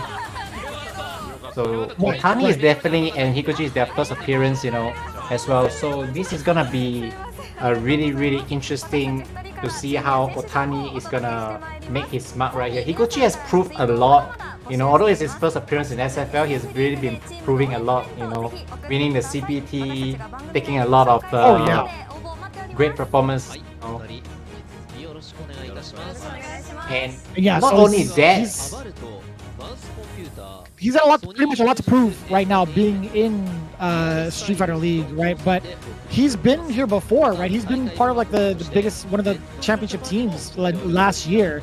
But Otani's a whole different story with Shinobi. And this one is like, being in his first appearance is going to be something he needs to really get acclimated to into Street Fighter League. And you're thinking about Mildom Beasts, right? You talk about some really terrifying players, right? With Daigo, Fudo, YC, Mochi, and Moruto actually making his first appearance. I'm actually not too familiar with Moruto. We actually kind of talked about him a little bit, right? We talked about him having a handful of characters under his belt, but Dan being one of his mains. I think Dan has his main, make everyone has a big, eyes on him. I know everyone is on Daigo, he's the living legend, he has always been there, and Fudo has been known as the second place. I know that is not very nice, but showing how consistent he is. And this is my favorite player right here, YC Mochi, playing Dowsim since forever. And this is the guy here to prove himself. And he will be one of the most interesting guys you'll be watching from here. This is absolutely interesting team of different kind of combination. Not to forget, Moruto has more than one character. What do you know about the rest of the character? So Dan has been his choice, or at least his listed choice, but he's also shown off his Kage, Seth, Sagat, Ryu, and Kami for the most part from what we've seen. Kind of curious to see what's going to be used for the rest of the tournament. I mean, I would love to see Dan, personally, but again, we'll see. Oh, Lucia is also one of his other characters as well. Wow, even Lucia? Wow, that's... Okay, there we got the Demon, Tani taking Akuma, he also has a Ryu in it. And Fujimura, I feel like he's been mainly playing Kami. And Chun-Li and Ibuki, I don't think he's been playing Ibuki anymore. So he's probably going in with Akuma, Chun-Li as a sub, along with Kami. He used to be one of my favorite ninja. I want to say that he's still one of my favorite ninja up till now. I'm always excited to watch him play. I feel that he has not been doing very well for the last year, and I know he's always a strength to be, reckoned with. So I want to see him do well right here, to bring back the Fujimura that he once used to be. Yeah. No, you're absolutely right. I think the only thing we've seen coming out of Fujimura thus far has been from Street Fighter League. He hasn't really been doing as much. He faced off in the Topanga Championships not too long ago, got 13th place. But again, he hasn't been able to find his grounding back. But we're going to go into the away team right now to look at the roster. This looks really broken with Daigo being the first one, Gao, Mochi, Daozin being the second one, and Fudo has the anchor with Dan, which is what Dan is originally known for, just being the cheering squad just for the first. I feel that they're gonna put up the strongest team they have as well, which is to put Otani on the reserve. You know, because we all you know, like the other three players are generally just better. Everyone want to have a good head start, and them Shinobism being the home team, they now have the choice of you know, trying to get a head start. I think it's really important. You know, they have seen Margo going 0-4 for the start, and they definitely want to get a hit. The home advantage is a lot bigger than what other people think, just because you get a counter pick every single character. So they want to be capitalizing on that. And this is the chance for Otani to shine will be on another day. I will be really surprised if they put Otani out here. That'd be very interesting. Yeah, absolutely. We're talking about the matchup to face off against Daigo's Guile being first up, but it's something you had to expect, right? There's so many anchor candidates from the side of Mildom Beast, right? It could have been Daigo, it could have been Mochi, it could have been Fudo, but yeah. We'll see. Although we'll see that's how the case, works but out. I don't think you would want to put a Otani Daozin as an anchor, because just like I say, strategically, like putting anchor with like Daozin, you get counter pick, you know, in the first to three, you know, like you want to put a character that don't have a lot of bad matchups and a strong player. So although Mochi is one of the strongest player that I know, like him playing Daozin will kind of be sure that he will almost never play on the anchor position, not in the away team, but in the home team. Sense. I think that will be a better strategy going on. That does make sense, yeah. So, and then you who have do you you think have is like gonna go up against Gao? that is like the question, right? So we're talking about, you know, Momochi also having a poison. We've seen like glimpses of his Colleen, Seth, and Ryu, etc. But I don't think that's going to be the choice against specifically Daigo's Guile. The interesting So is that tough. I kind of want Higuchi to go up first, but wow, it's gonna be they decided word. they want the old OGs to face each other for the start. I think that's really interesting. Momochi versus Daigo, that is so OG, you know. There's a lot of confidence in this pick, right? It seems like Shinobiism seems to be pretty clear on their strategy and what they want to utilize against this roster in what Momochi was saying, according to a translator, right? I think, you know, the Akira pick, it might take Daigo by surprise.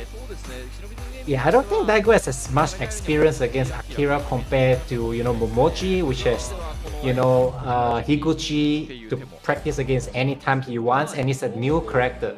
So when it comes to matchup experience-wise, Momochi will really have the edge right here, you know, and just because he has Higuchi, which is almost, I wouldn't want to say he's better than Daigo, but he definitely is one of the strongest Gao, or one of the best right now in Japan. So that makes me curious who they will go through to pick against Daozin. Do you think that if Fujimura is gonna bust out his Ibuki just for Daozin? I would really want to see that, because I don't think they're gonna put up Gao against Daozin, since it's not really a good matchup, right? No way. There's no way they would do that. You're looking at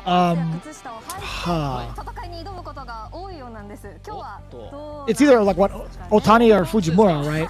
But it seems Hameko is actually in the same kind of regard as you, Xian, when you're talking about like Akira being a good pick for specifically Daigo. Hameko said that he's guessing that Akira is a good pick for both neutral and damage with the normals that she has. So, well, at least he get a pick to play against Gao, which he can play some neutral. I don't think you get to play neutral with Akira against Daozin, since his hands and legs are like really long, and poison is just whipping you half the screen away. So yeah, Momochi definitely came out at the right moment to play footsies, because this may be the only matchup he get to play some foots. The rest of them will just be whipping him from half the screen away, which I think is not a time for him to showcase his strength, or like for Akira. I would like to guess the second one going in has to be Fujimura. Fujimura has Chun-Li and Cammy I'm not too sure if they still play Ibuki, but I just can't see Higuchi being put second to fight a matchup like Daosin, which Gao don't have a lot of bad matchup in this game. So it definitely will be a waste to be putting a force like Higuchi, you know, to be fighting a bad matchup. I'm kind of curious to see if Otani is going to go up second. That would be my pick. I do like Akuma versus Dalsim, although Akuma got kind of toned down this season. I still think, you know, he does a decent job against Dalsim. So I'm going to say Otani. You got, yeah. Fudo is actually behind Daigo. Literally, that's cheating. He's literally there. I didn't even realize it. That's crazy. Wow, that's a team. That's a real team right there. They're at each other's house. You get one webcam missing just because they are together. That's very interesting. Physically together. Is that cheating? You have like your coach right next to you. That's kind of broken? I feel like. Yeah, this literally you get coaching. You know, like this. Is this allowed? That's basically coaching just like right beside. That is kind of sick. I don't know if there's a rule, you know, going ahead, you know, like no, we definitely coaching. count it. We 100% count it because we had the same thing over in SFL North America, right, where we have, you know, the players literally right behind you with comms on with the headset. So that's 1,000% legal. That's fine. I think that really helps if you guys have good synergy in your team. If you guys have bad synergy, probably that don't matter. But I feel like if you have like teammates that you train together all the time, I feel like if he just reminding you that you have a health lead to back off, I think that really helps.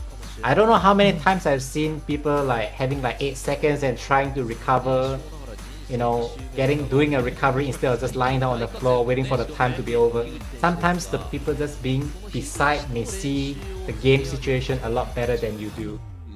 Yeah. And you know, a person who actually does that very well is Daigo himself, right? When you saw his performance in previous Street Fighter leagues, him as a coach was so beneficial. He's had the breakdown of every single matchup, like for all of his teammates, especially Kawano, right? He really took Kawano under his tutelage and helped him get the W's he got in previous seasons, all because of the advice and the coaching he gave him during the matchups. So even if Daigo's on your team as a player, sure, that's amazing, but even more so as a coach, that's just kind of broken, right? Mildon Beast is looking pretty strong just off the bat. Yeah, no doubt, 30 over years of experience, Daigo being a coach. So with this right here, I think they are still deciding who they want to put against Dalsim. Imagine having a, you know, like a middle player right there, which is like YHC Mochi, is creating such a big problem. And with the anchor being Fudo, like I don't know. I don't think just 2 minutes is enough for me to discuss who we should be picking, you know. I feel like they are just having a dilemma on who to actually put out as well, because of just how strong this whole team they are actually putting out. This team is broken. I have to say, this team is a little broken. Yeah. Like, what is this team? Like, this team just doesn't look make any sense with like Fudo, Daigo, and Mochi. You have this is a dream like multiple captains, right? You had Fudo with his own team last season with Fudo Gaia. Then you had Umehara Gold, right? Now you have 2 other very strong players. You know, one of the legends, right? YHC Mochi, and then Moruto, who's pretty much like a wild card. And then, yeah, a lot of the conversation right now that has happened as they're setting up revolves around that man right there, Higuchi. With the amount of success he's had this year, also securing his spot into Capcom Cup, and also being placing 3rd place at the Intel World Open not too long ago. He has been dominating a good amount of these matches. Like for Topanga losing to Kawano, just being at 2nd place, he actually has placed like on really top positions, and I would say he may be the strongest player in his team right now. You agree? Strongest player on the team as it stands right now in terms of his accolades? I'm going to say yes, but if Momochi starts pulling out a bunch of W's with Akira, then I'm going to have to change my opinion. But as it stands, I will say Higuchi is probably the most decorated player right now for this year, for this season of Street Fighter V. I think is the best player on this team. I gotta say, both of the Japanese OG has been bringing up all the very strong young players. With Daigo bringing Kawano up, being one of the strongest right now, and Momochi having Higuchi under the belt, just winning CPT this year. I wonder which are the younger players that will be like being brought up. I used to feel that it's very hard for Japan young players to do well just because like the older generation are so strong, right? Players like Daigo, Momochi. But now you get Higuchi, Kawano, people who has not been following much closely, wouldn't even know much about them, and they are actually one of the scariest force out there. My thought process behind it is like not only are they intimidating, but some of the older guards, right? They were still in their competitive phase. I mean, like you see them right now competing. I feel like that never really dies, but then you see them kind of open up and like, okay, we have to start training the newer generation because our time as competitors isn't going to last as long, considering how long we've already been doing this. We say that, but they're still some of the best players in the world, so it's kind of funny. But the fact of the matter is, these guys are getting older. Season after season, they got to really consider who's going to step up to the plate for Japan.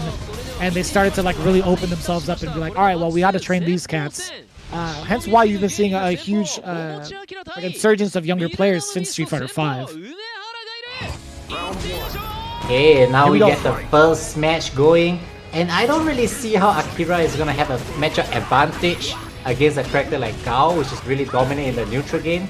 But Momochi has shown really good read right here, pushing Daigo straight early on into the corner. Yeah. Utilizing that walk speed is very important as Akira, right? You are going to try to force Daigo into the corner a little bit, but not without taking a lot of chip damage, as you see right there, and the back knuckle, right? You're taking a lot of chip damage from these Sonic Booms trying to get this escape against Daigo, while also fearing the repercussions of the normals that Guile has, right? If he doesn't throw out a boom, it's going to be a soba, a back fist, a heavy punch, and I like that anti-air, the cross-cut DP coming from Momochi, just chasing him down, but still, Daigo is just commanding the pace the entire time. A lot of time at the start, people think that this matchup will be, Momochi, Akira using the DP to pass through the fireball. But then because of the range that Akira's DP, although he has projectile invincible, it won't be used as one of the tools to pass through a fireball as fast as like the Sun Boom. So you will see Momochi slowly approaching the matchup, with a read of jump, trying to bring Daigo into the corner, and that is the opportunity right here. So how he plays the match in this corner and how Daigo brings himself outwards in this corner will be deciding who will be having the advantage, in this. And that was such a great opportunity for Momochi to get, back though again. He got an opportunity off of that crouching jab into a full conversion. Now it's going to be Daigo versus Daigo. Overhead incoming! I like Daigo versus Daigo. It looks like the other Daigo is having the advantage right here. You don't want to be blocking Akira's V-trigger in the corner. It actually is one of the most scary. Look at that extra. Are you kidding me? That scaling is non-existent. That is the non-existent actually scaling gross right to there. look at, yo. What damage scaling said? What do you like? It doesn't exist. Yeah, that's also like almost like non-existent, as 15 you hits said. already. That's definitely non-existent. I like how he cleared out that round knowing that the EX is gonna take it. Now Momochi is working his way slowly, trying to bring Daigo in his corner. And this is not looking any good for Momochi right now. The good thing about this situation is that Daigo has no V meter. So as long as Momochi land a hit, he can activate Daigo, to have the mirror match, so they can play the mirror match. That's 2 times over. There that. you go. What a Momochi drop because dropped it's the just not in target combo. range for the target combo to link. Yeah, Momochi he looking did a little wait desperate right one here. too many lights. You see it right there. So we talked about the strategy of Momochi using the walk speed to move Daigo slowly into the corner. In this particular round, if you really highlight the third round, you could start to see Daigo check with crouching light kick a lot, actually. In that middle part of the stage, right? He was checking Momochi's movement to kind of keep him reluctant and back off a little bit. And when Daigo was able to do so successfully, went back into the fireball game, throwing out the normals and resetting the momentum against Momochi. It was very smart to start utilizing these crouching low kicks. And there you go, Momochi putting Daigo straight into the corner again. The key of how to be a great player in this situation is how you're gonna push yourself out of the corner. If you're just gonna you're not gonna be just jumping out easily from this situation. Look at how Daigo managed to get out of the situation, bringing the screen back to the normal, to the middle of the screen, is what makes a good player right there. Big damage right here. You're gonna force with the guessing situation again, and there you go. You don't want to block this in the corner. Overhit again. That is. You're dead and dead. Daigo can't block Daigo. Clearly, that's not the case. It was the overhead. It was hard to see with big Daigo in the way. You do believe that looks like almost a guess right here. Not to forget, you know, with the Daigo coming out, you can go for a cross-up as well. So when Akira brings you to the corner, having that B trigger right there is really, really scary. Like, very hard to deal with it. It's a three-way guess, you know, high, low, and cross-up. B shift doesn't really save you from the Akira's B triggers because Daigo just stays there, blocking it. Look at the amount of health like Momochi trying to get in. He's taken more than like 60% health, just blocking, trying to push Daigo into the corner. But the thing is, once he get the hit and he put it in the corner, that's where the game for Momochi actually starts.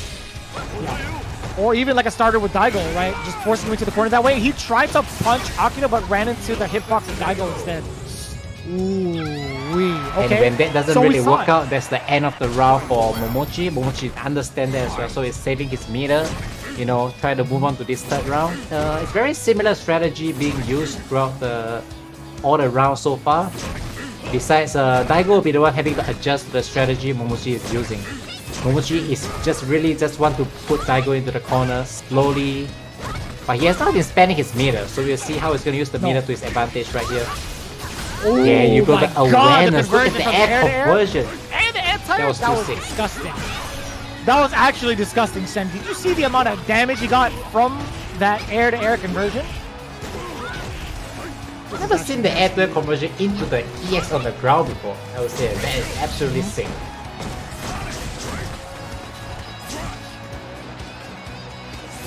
Oh, what a look at the amount jumping over Sonic Booms for like 30 years, showing how good you are jumping over that low little Sonic Boom.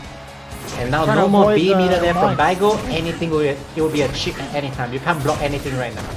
Daigo cannot be blocking anything right now. Activation, chip damage, and that was just for sweat. Just not moving, making sure Daigo. That's so menacing. That's like the most toxic way to finish somebody off, right? You have Daigo come in and then you just look at him as he gets crumpled, and then the energy blast. I think he doesn't want to like do anything else just to make sure that he gets the kill as well.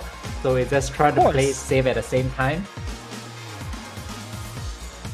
And Daigo is looking to be a lot more relaxed compared to like Momochi, you know, look really tense, you know. Yeah, facial expression. For sure. Forward throw now. Coming in from Daigo, checking with the lows again with this burning straight as well, just in case Akira wants to run into the normals. You're starting to see Momochi get a firm understanding of where Daigo wants to throw out some of his normals. There's a lot more success in these whiff punishes now. Look at how early Akira has pushed Guile into the corner now. This is gonna be stun right here, and Mo is gonna go for another B skill. He's gonna reset into Daigo, or is just gonna keep the damage right here. This is a really bad situation for Daigo right here. You still have to deal with the B trigger, and I don't know how many guesses you are taking right here. You're not gonna survive that. Like, that's like 3 to 2 guesses in a row.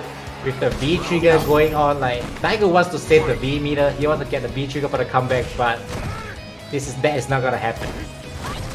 I don't know what Daigo pressed. I mean, there was a counter hit on the board towards the second half of Daigo. That's so hard to say. What did Daigo press against Daigo? I like how the board then actually sounds like the same. Yeah. That makes it really Daigo versus Daigo. It's a 2 versus 1 battle right here. Yeah. And look at the amount of chip damage, right? You're seeing Daigo resort more to the Sonic Boom game than he did in comparison to like round 1. This is a really good situation for Momochi right here. Now Daigo actually is using the reverser right now. He's not saving his B meter. He knows this is a bad situation in the corner. He don't want to be blocking Daigo. Okay. What a No anti-air, but perfect it's jump right here. fine.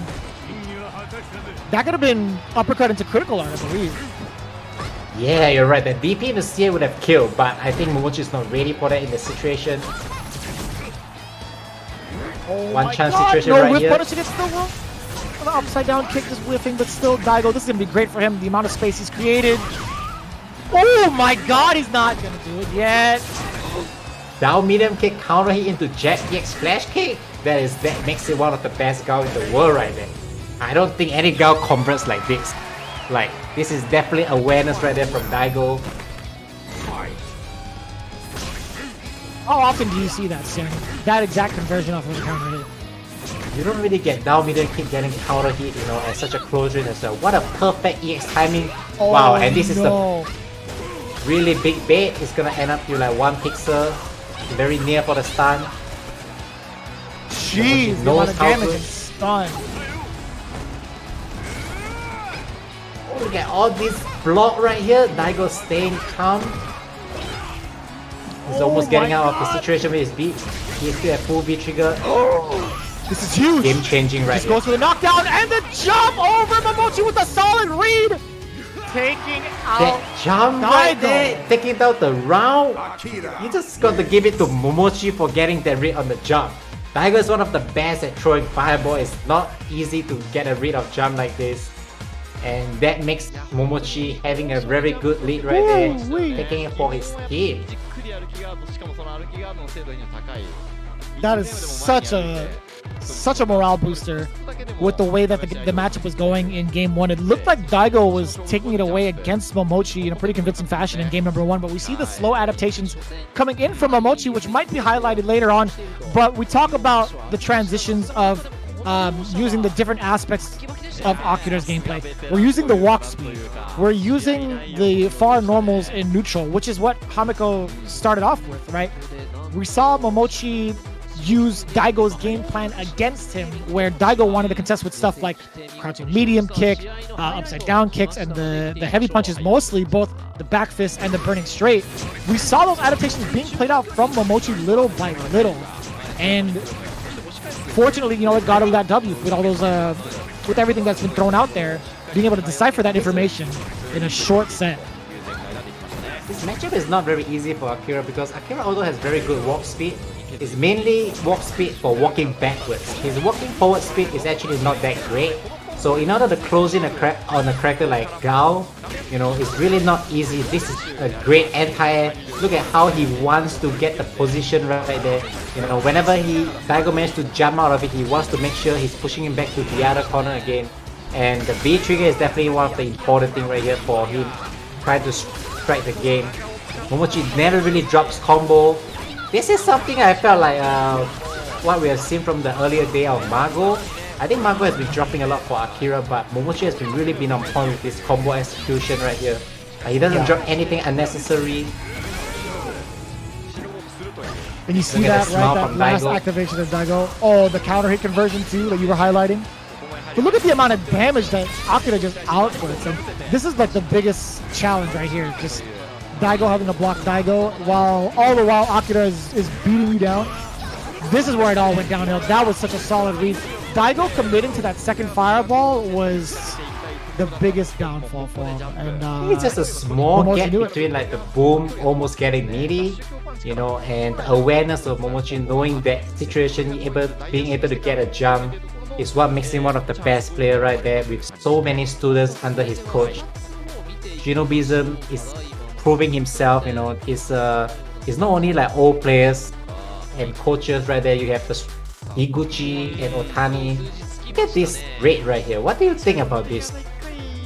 both at 60%. That's pretty godlike, by the way. There's so many jump ins compared to like previously. Those matches where like it's just very one-sided, but you see like 12 out of 20 anti-air. The amount of jump in this set in comparison to like how the whole set between the first matches of, you know, Good Ace Squad and Jyogun. That's crazy. Interesting stats. Momochi quadrupled the amount of jumps. Like, it's literally, you know, 4 times over in this statistic. 3 out of 5 and then 12 out of 20. when you're looking at the amount of jumps between both players and the amount of anti-airs. That's actually pretty wild. And then, of course, you saw in the bottom row how many times an EX uppercut or an invincible EX move on Wake Up has landed. Momochi getting the better half of that exchange, and a very critical one at that. And now we're going to see the home team trying to figure out their second player. They have a very good advantage right here. I can't really tell who they are gonna go next against Mochi, but Mochi is also very known for playing back matchups, you know. Even though he plays Dalsim, I don't know if Dalsim is still considered like mid or mid-high character anymore, because like Dalsim has really been winning in season 5 and starting to show its performance, you know. And it just looks like Mochi's Dalsim is able to deal with Gao or like any character that is right there. The advantage will be very slight, so whichever the character that is for the second. And so we see the exchange between the team members of Shinobiism. Momochi saying that they're just going to stick to their plan and that they had already figured it out and trained for it. So it begs the question, who's going to be the second one up? Is it going to be Higuchi, Fujimura, or Otani? I think this advantage is very unreal. Compared to the ban, being able to put out what character you want to counterpick is a lot bigger than what we feel. So I also feel that in this system, having a Zangief or Dalsim is not as advantage, because look at how Dalsim and Zangief, Abigail kind of character are used for like counterpicks, right? Now Mochi is a Dalsim player, like a sitting duck waiting to get counterpicked just because he's in the away team right now. So I feel that these rules generally did not benefit someone like Mochi as much. Ooh. Fujimura, one of my favorite players out there. I wonder what character he's gonna pick. Cammy. Which makes sense. It makes a lot of sense. Having Cammy on the back burner, actually making a full transition into Cammy as of late. I'm not really sure if Cammy is a character that suits Fujimura. You know, as much as Fujimura is playing a very optimal Cammy, which I've been seeing in his preseason, you know, he has been doing stuff like jet, buffer into CA, using reversal to escape Chun-Li's EX kick into a CA punish. It's a lot very technical stuff, like, which is not very things that Cammy would have done. So him being changing from Ibuki main, bringing out the strength of like how he used to train Ibuki into Cammy, makes him a very interesting Cammy. No, you just heard me right. An interesting Cammy to watch. Like he actually is an interesting Cammy compared to the rest of the Cammy that we have watched, because he'll be doing stuff that is not very usual, something that is I personally look forward with a little bit of bias. And we're getting ready for our next matchup, right? They're getting the interviews going with Team Mildom Beast. They're reading a lot of support from the tweets given towards this team, as they should, really, because seeing YHC Mochi, one of the legends of Street Fighter, I mean, we could both agree, right? We've seen plenty of his YouTube footage in previous iterations of Street Fighter. Seeing him again in this stage is an absolute treat, because we rarely get to see YHC Mochi in a tournament environment, but let alone in something like Street Fighter League. It's actually ridiculous. And I have never seen him travel at all before. He has never traveled, so the only time we can see him is gonna be in big tournaments of Japan, and it's always a treat just because of that. Now we're gonna see how he's gonna deal with a matchup like Cammy, and I guess there's no doubt to say Cammy is gonna have the advantage right there against Dalsim.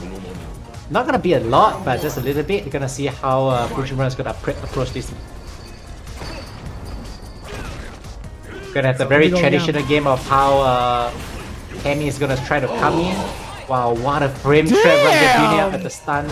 The counter hit 3-piece, that was actually nasty. Being that close, getting the crouching medium punch to start things off, that was actually ridiculous. Yo, optimizing everything. Fujimura is going ham. But here comes YHC Mochi out of the corner now. I love how YHC Mochi press the stand heavy after blocking, you know, just to get a crush counter to get out the corner. Oh my goodness! Xian, are you kidding me? That was actually messed up. That was actually ridiculous. an EX dive kick into a raw activation V trigger just so that he gets a follow-up? You are not serious from any other I have never Cammy. seen that. There's no way you could say you've seen that before, Xian. I have never seen that. There's Yeah, I've no way. never seen that before. I mean, every time Cammy land an EX dive kick, I don't see activation into a raw V trigger. That's what we said about like Fujimura's Cammy is interesting to watch. He's actually optimizing Cammy in Season 5. You literally said that earlier. Like you were prefacing it with, you know, these players are still optimizing Cammy. That was the most ridiculous thing I've ever seen. But yo, speaking of ridiculousness, YAC Mochi does have trigger on deck, switches the sides, not phased at all. The V reversal is there. That is a classic strat against the V trigger activation of Dawson. Okay, now Fujimura has a lot of meter. Damn! It's not really good because like there's a lot of mental stack right here when you play this matchup because like he has a lot of meter and Mochi is always ready to try to think of where the Empire, but he just don't know when it's coming. Look at the Empire, he is so ready for it. And wow, Fujimura spending 2 meter, but Mochi defended really well for the 2 times, landing the win. That's a big one for Mochi. Oh no, that's so tough, right? As much as you could like whiff punish limbs and try to close the gap, if you're too far out, your drills aren't gonna connect. Oh no, you can see the mental doing stack a lot of developing stuff that against is not working out Fujimura. too well. No way! No Look at that way! jugger only on the B skill 1. He recognizes it after the back medium. Went for forward heavy into the drill. I never seen that. This guy is insane. We've seen 2 things already from Fujimura. And you know what the crazy thing is? Mochi He's still playing isn't Cammy. That's the phased by all. crazy thing. It's as if we have never seen Cammy before. You know, like the combos that he did. That's what makes him really interesting. Oh. To be fair, one of those instances was like Dawson specific because of V skill 1. We'll give him that other one because of that factor. Okay, not spending the EX, you know that's not gonna kill. Getting the position instead. What a whip punish against the slide. Mochi he has been misplacing his medium slide. It's a very strong tool, the Dawson slide, but only if you use it well. Getting it to hit on the tip so that you have an advantage, you know. But so far, I would say that we are seeing really interesting stuff from Fujimura, and Mochi needs to be defending it a little better to get the game. I'm kind of curious. Do you think he should save his V gauge more so for V reversals because he hasn't gotten a lot of mileage off of the offensive capabilities of V trigger 1, right? Both times over, Fujimura has ducked it, or at least V reversal out of it.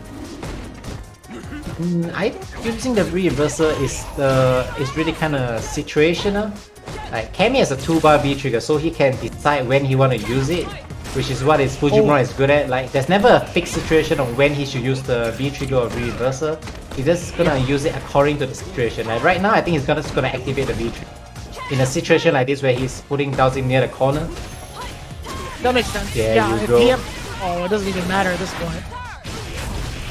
Optimizing for that one more hit.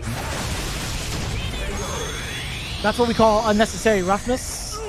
I feel like it would have killed either way. Yeah, it was gonna kill either. Like the DP was very unnecessary to show that he has actually kind of good execution. He doesn't. It's very unneeded. But okay, there's a punish right there. It's -8. I don't know why Dawson EX flame is -8, but most of the time you can't really punish it because of the range. But this is being done a little bit too near, so that's why he gets the punish. Fujimura is always in a really good position, putting Mochi in the corner right here. There we go again. Oh, the confirm off the straight low medium kick. This guy's insane. Oh boy. So this is a good amount of damage. He's gonna set himself up for success, getting himself out of the corner, applying pressure. But to what? Like, to what avail, right? Fujimura is still gonna wait for that activation, goes for the V reversal, and doing just fine. I feel like Fujimura has managed to waste all the resources that Mochi has, and is now having a CA on deck along with 1 V meter. A situation that is like really good. I wonder if he's gonna wait for something that he looks like he's waiting for something. I can't tell what he's waiting for. And he always do ridiculous things at situations like this. Yep, I literally called it, and when you were asking what he was waiting for, I was saying it's to literally style on him, and he just did that. Low, medium kick, uppercut into critical art. He knows what he's doing. He is in full control. That was a nice Fujiwara with whip the Q punish style. as well. Disgusting. Actually Fujiwara disgusting. not disappointing with his Kami right now is something I like to watch. He definitely hasn't been showing a lot compared to right now. I think he's playing really well with his Kami. I think his Kami is very ready for this SFL compared to where he's just started picking up. Now I think they're gonna talk a little bit about the performance. It's kind of funny you say that. Seeing Fujimura's performance with a character that we don't really get to see him play, he did the same in previous seasons of Street Fighter League where he started to show off his Akuma a little bit more and actually got a good amount of Ws, like significant Ws, using a sub character. He's doing it again this year with a full optimization. Did you see that again to kind of remind you guys at home? It was an like the EX dive replay into right raw there. activation. I mean, this is not new. I feel that this can be done since like season 3 or 2. I don't think that's new at all, but then like to be seeing it in season 5 feels kind of weird. And this combo right here is no way I've seen that. Like I like the optimization. Of course, I'm a little bit biased since I'm used to be a Ibuki player, but I do think I enjoy watching optimized Kami.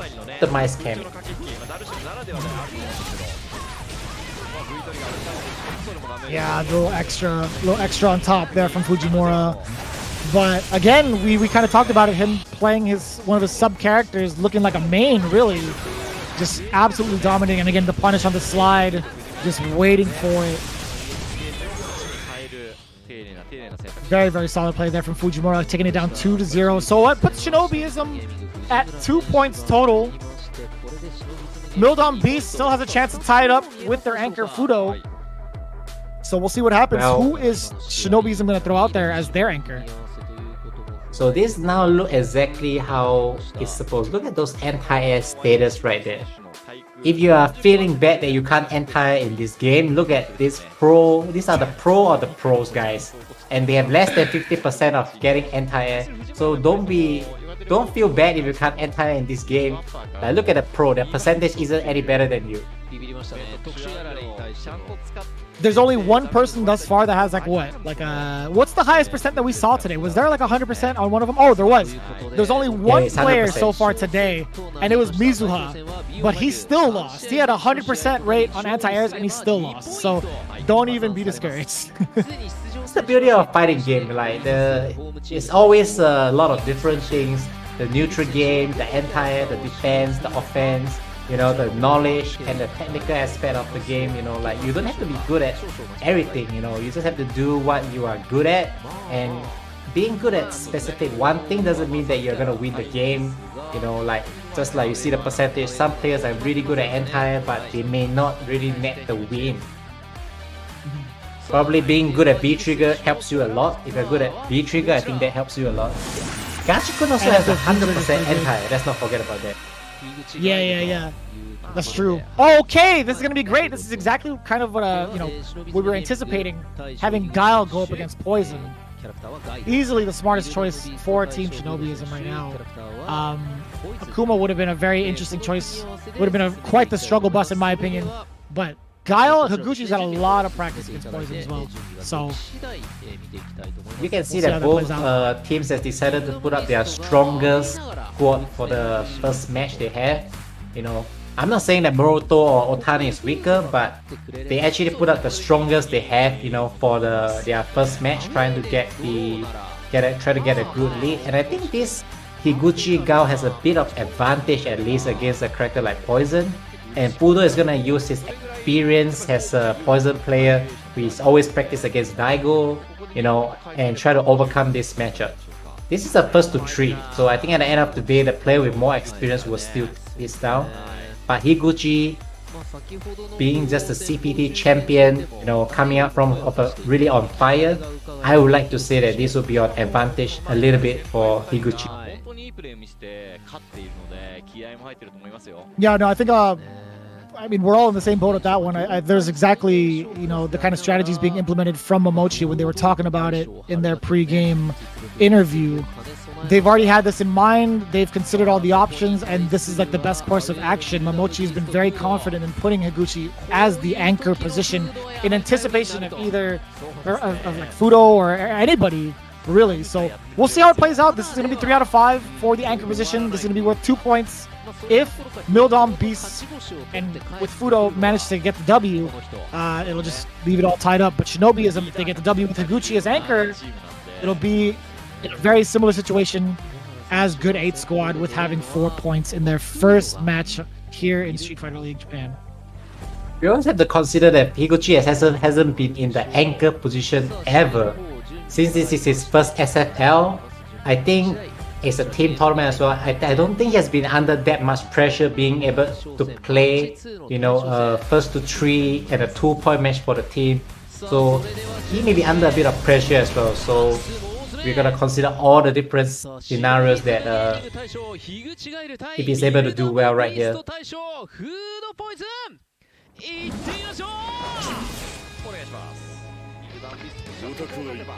Okay, we're gonna get with the Gao against Fudo's Poison. Fudo has more than just one character on deck, where Higuchi mainly just plays Gao. So let's see how Fudo, since he decided to go with Poison, how it's gonna play out this matchup. Yeah, I mean, like going for the heart rate exchange, those kind of trade-offs are going to be very important, but Higuchi already seeing that Fudo is more than capable to react to Sonic Booms. He's a little reluctant to do so in this current space of the neutral. The hard thing about Poison in this matchup is he doesn't really have a good move to actually like go through the Sonic Boom. So he's mainly going for like trades and stuff, like trying to land trades, to get the hit. And you're gonna deal a lot of boom right here. These are all like reads with like the jump kick, right there from Poison. Did you see the amount of damage, the amount of Grey Life that Sobot kick took against Fudo?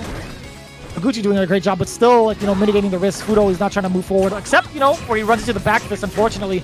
But you were talking about the heart rate earlier, right? He's taking out those trades. The heart rate does a little bit more damage than the Sonic Boom in those exchanges.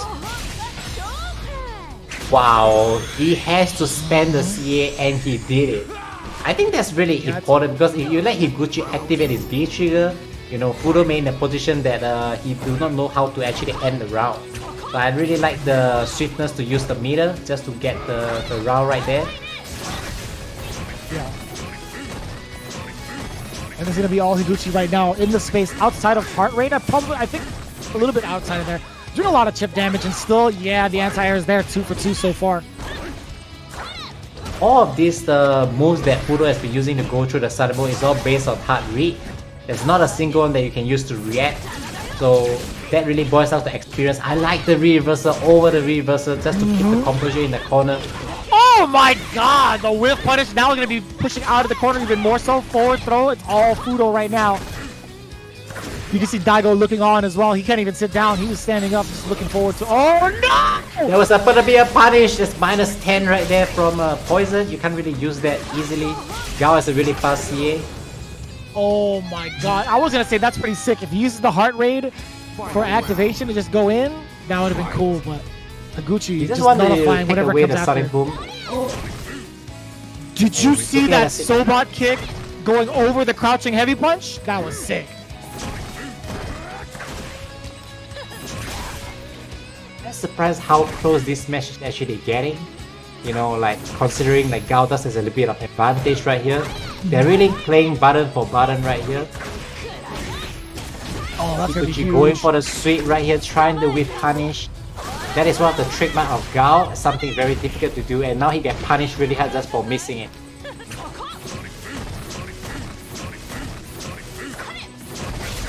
Going right into the booms, there's the activation. The threat of the throw is there, it actually connects into the side switch, that's going to be huge. But Fudo's so smart to still walk forward, I like that. Forward throw, still within range of the heart rate, checking with the baby booms. The situation, it doesn't look as bad right now for Higuchi, despite having a really... I like how he spanned the EX meter right here. He doesn't want the CA, he doesn't want to make sure he has control over in the neutral game.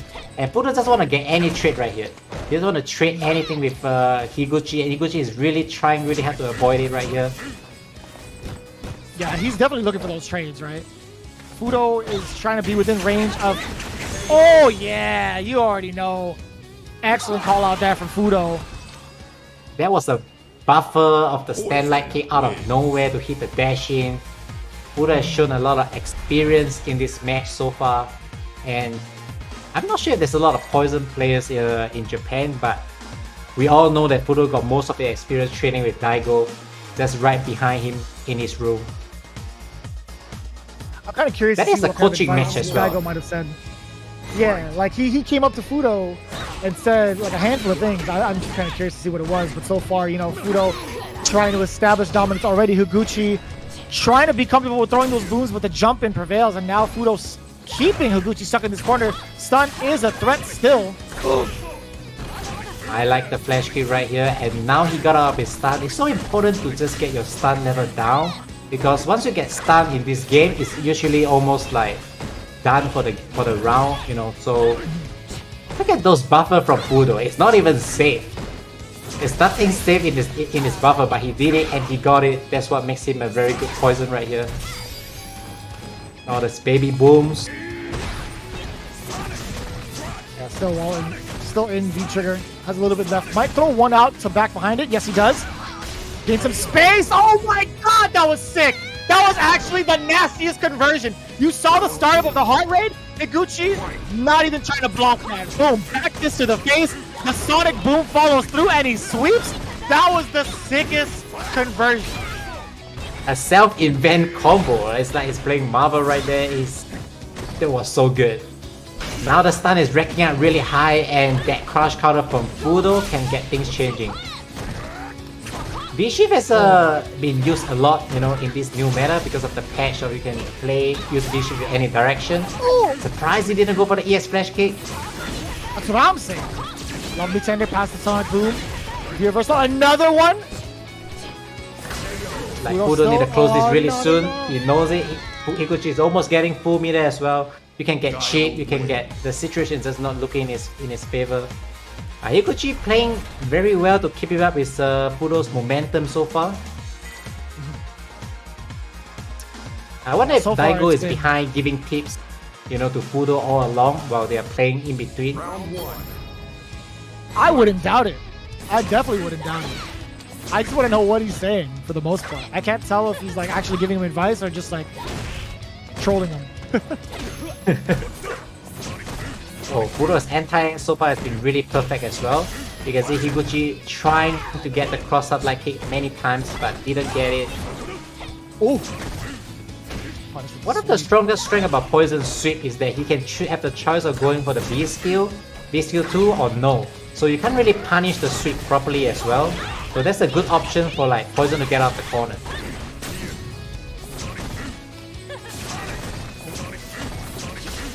I like this from Higuchi. He's not really afraid to throw out the sonic booms, only because he puts himself in these very solid positions where the heart rate is hard to catch up with or like hard to trade against. So he's doing really well for himself in placing these sonic booms and kind of training Fudo into thinking he's going to be within range to heart rate. Wow, I like Fudo has been optimizing the matchup that much. That nice delayed jab right there to hit, to beat against the banana kick. Oh, this is so tough!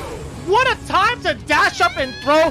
That V-reversal was actually the most clutch, catching Fudo off guard because it put him at a kill scenario, right? Any meaty normal would have killed him because of the amount of gray life that accumulated off of that V-reversal. Wow, that's a crazy buffer right there from Fudo. Down medium into the EX. That was very specific, you know, to deal with certain buttons of Gal. Interesting decision there from Fudo.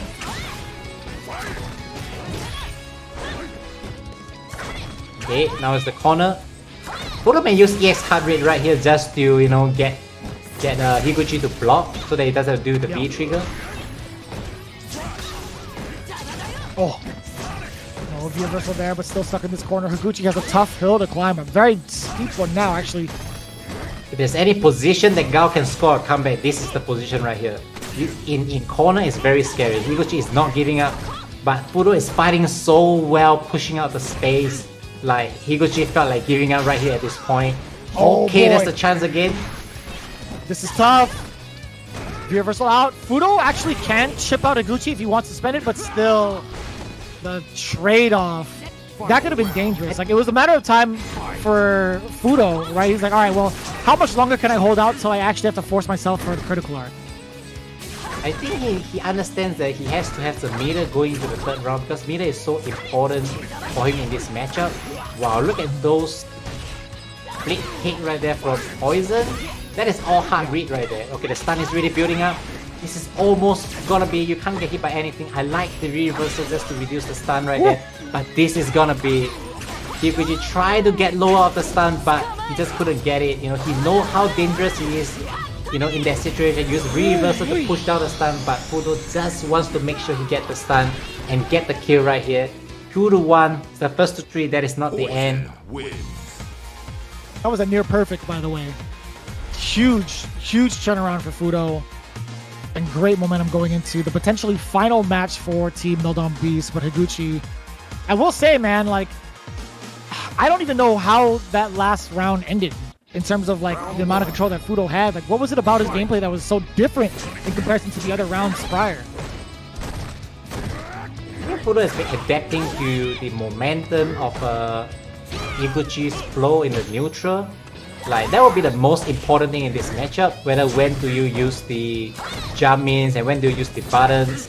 Like, you see, look at all those jump ins right there. Fudo has been getting a really good grasp on when to go for the jump and buttons, and that will be the crucial thing of how to win this match for Poison. While, you know, Higuchi is playing his the Gao game, trying to get the neutral going on. Yeah, we'll see. I mean, the V-Trigger is out right now for Fudo. It's just about tied with a slight advantage to Fudo, but there's going to be a lot of booms coming out from this side of Higuchi now, taking back the momentum. But the trigger activation coming from the sweep, and that's going to be more than enough. He got hit with the media. I don't know what he tried to do. Maybe a backdash, like, maybe try to catch a backdash right there with the meaty. Possibly, yeah. Nice and easy. Here comes Fudo. Heart rate plus scenario. What a time to jump out from Higuchi. Very smart. In the pro, when these players have very interesting options right there to deal with the situations. Position matters a lot. What a combo right there from the jump in. That's from quite a range as well. Yeah. Contact heavy punch again, but still Higuchi finding the jump in against the lower heart rate, excuse me, the heavier heart rate. Fudo's jumping anti has been super on point.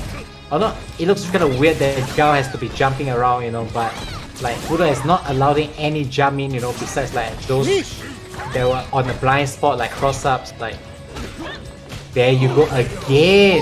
Not a single miss anti. I bet Fudo has one of the best anti percentage in the game. If they are recording it, I'm very sure the anti percentage should be really, really high. I mean, we have 2 players so far with 100%. Even though it was 1 for 1, I will say, like, out of everybody else, Fudo might have like a higher, like 70 to 80% range. Yep, and with like a lot of... It's surprising to see that this matchup is not... Like, Gao has to do that much jumping. But when a measure is played at its highest level, maybe it's just not the same. But Higuchi is not doing... He's not getting a lot of anti, to be honest, compared to Fudo. Yeah. Like, Fudo has been jumping on like great position. What a good punish on the V-shift. Second set of booms. It's going to be Higuchi if he can land another hit. Really, now he's going to spend a little bit more of that EX meter little by little, I feel like, to deter Fudo from moving forward. There is a critical art on deck, so Fudo can land a hit into critical art and potentially death. Oh boy. One more hit. Oh, that could almost be the round. Almost. Fudo is known for landing the CA with his Mika. Let's see how his poison. Nice trade. Very, very It's solid. really, really close. If he had reacted to the boom for CA, you know, like that could have been the round, but it's nice that we can actually get to watch another full round right here.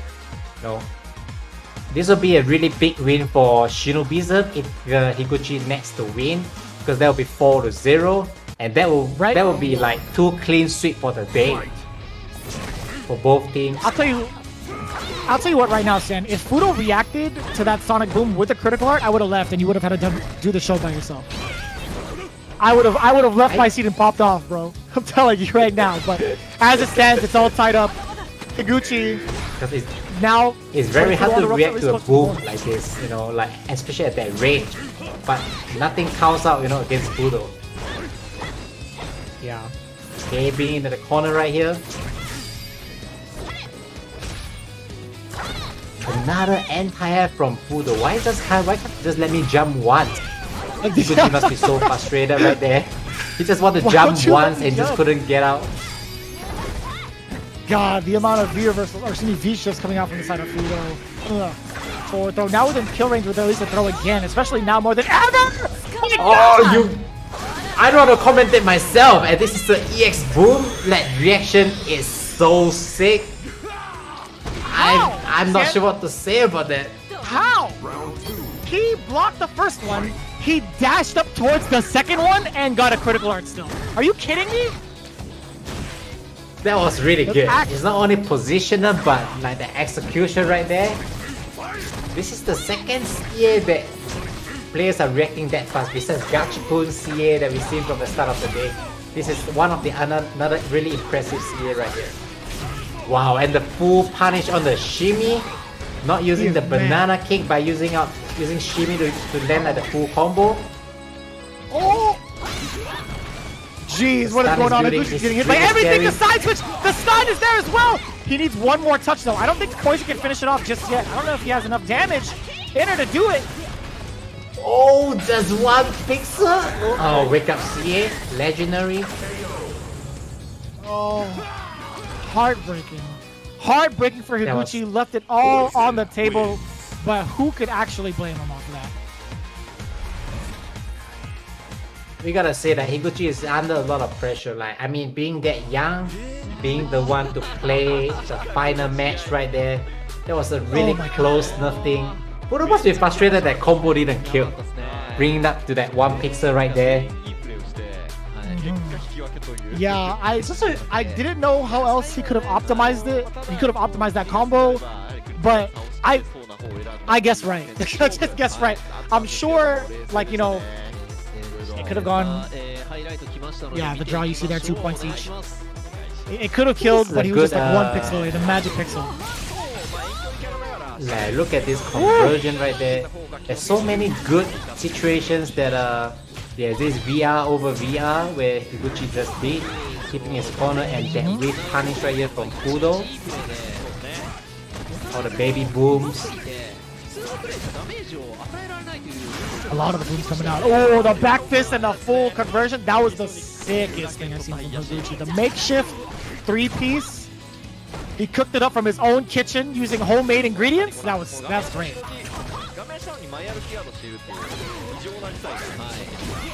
And so we're looking at it again with the back and forth adaptation, more so from Fudo. I feel like there was a lot of times where Higuchi felt like he was in control, and then immediately Fudo just takes it away from him. What do you think he's been doing to kind of like get this away from Higuchi? Because look at the life lead, right? Look at the life deficit, I should say, from Fudo. Right? He still manages to clutch it out against Higuchi match after match. I think Fudo managed to capitalize on all the stun he has been getting. Wow, that is the dash CA that we are talking about. But every time Fudo managed to put Higuchi on a high stun situation, he always managed to land the stun just like this. I think it's very important that he always managed to land on the stun situation and not letting Higuchi get away with it. And that's one of the key things that make Higuchi land the win. Higuchi is still hoping that the CA would have hit. Yeah, Fudo Chu, not a bad result, you know, for both of them, but I think it's a win for Modern Beast just because they are on the away side, where, you know, you don't get to choose for counter picks. I think Fudo's team, Daigo's team is really good for counter picking. So when they are in the home team, they have a Daosin, they have a Gao. The team on the away side will feel really terrible, just having to deal with bad matchups all along. Now I'm curious. 9 out of 24 anti. What do you think? 9 out of 24, I get it, but man, Fudo 9 for 14, 64%. You know, it's about the average of like some of the other players. I think no, there were some of the other players were like in the 30, 40 percentile range, but Fudo at 64, it may not be 100, but it's still high up there. The amount of times he's negated Higuchi's approach in the air has been pretty significant, right? I know, Xian, you were going off about it. He's like, yo, you are not letting this man jump in on you. And it's been a good amount, so. I would expect the percentage to be more higher than it is, but I guess that's what percentage is about. I can't trust the percentage because I feel like Fudo has been doing so well, right, in like covering up the air game right here. No, I agree. I think he's been absolutely consistent. 64%, nothing to really shake a stick at. That's a really solid percentage, and we're going into it. So, they did get a draw. Usually, if the away team wins, we would go into an interview, but it's going to be straight into an interview with Shinobiism and the home team. So we'll see. Again, all tied up 2-2. Momochi did have a game plan, as he was saying before. If it came to fruition or not, it was just a matter of whether or not Higuchi could clutch it out as the anchor position, but we'll see. I think this is a pretty satisfying performance for both teams. I think this is one of their hardest. Both of these teams are actually one of the heavy hitters, along with good 8 squad, and also B6 plus FAV Roto Z, one of the longest name, but one of the really these are the favorites in my opinion. Like it has like very broken teams, which you can just tell straight away. And you can see, Momochi saying that they're already off to a pretty solid start. They do have 2 points, the most they could have done with their strategy, and they're a firm believer of their strategy, right? So they're thinking to themselves, we could just make this work. We're going to stick to our plan, whatever the plan might be, which is, deciphering how the order is going to be and picking the right counter picks, and making sure their training regimen is up. So we'll see how that works out going forward. But as it stands, 2 points on the board, not bad at all. Momochi thinks Higuchi did a very good job despite taking the L today. But again, it's only the first matchup that they've had in this season of the league. It's a very close set, so I don't think Momochi is disappointed. Especially Higuchi may be one of his favorite students right now, just taking, the CPT champion, besetting the bracket against Sako, and qualifying for Capcom Cup, coming along for this. I think that is definitely one of his best students right now already. Oh no, without a doubt, right? Higuchi being one of the strongest performers on Shinobiism, there's plenty more to see with that going forward into Street Fighter League Japan. There's just so many more matches coming up in the season, right? We have another set of matches going our way, I believe next Thursday. But let's take a look at what happened today. 0-4 in favor of the Good 8 squad, taking down Gyogun with Captain Mago. Then down below, we see the tie between Shinobiism and Mildom Beasts. If you guys happen to miss it, be sure to check out the VODs because these were actually pretty tough to call, honestly. Xian and I were still at the edge of our seats for a majority of these matches just because of how intense these players play. And this is the first time we are seeing all of them playing for the first time. For the next one on Thursday, which is 2 days from now, we'll be seeing the other teams for the first time as well. And which other teams interest you the most for the next 4 teams? I know one of the teams I'm looking forward to watching, at least the one that's caught my attention the most, is for sure the V6 plus FAV Roto Z team, which is going to be shown pretty much next week, or excuse me, next Thursday. As you see here, it's going to be Komufa Destination versus Nagoya Oja Body Star, and Sai Shunkan Soul Kumamoto versus a V6 plus FAV Roto Z happening. And as you can see, the start time right there, just in case you missed it, it's going to be 8 p.m. JST. So set your clocks for Thursday. You guys definitely don't want to miss it. These teams are going to be so exciting to watch. Very much so looking forward to it. Xian, tell me real quick, out of these 4 teams, who are you excited to see the most? I definitely is going to go for that longest team name, V6 plus FAV Roto Z. Just that name alone sounds broken. Like having Bonchan, Sako, Tokido, and Ryusei, like 3 Evo champions, and like this like champions of a different game. That was just like way too good of a team to be missing out. I'll be really surprised if they don't take off a very good start.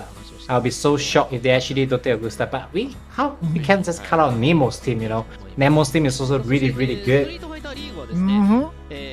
Yeah, and then we also have the Nagoya Oja Body Stars as well with some new players showing off. So it's going to be very interesting. We're going to see a lot of new faces here in the league. We're going to see a lot of our favorite Street Fighter V players in general. It's going to be very exciting to watch how all of these teams duke up against each other on Thursday. So again, set your clocks, 8 p.m. JST. You don't want to miss it for Street Fighter League JP Pro-JP 2021. Until then, take care. We'll see you all for the next one. Peace. See you. ぜひそういったところも一緒にですね、皆様と一緒に、見れたらと思います。さあ、ということで本日の放送時間もですね、残すところわずかとなりました。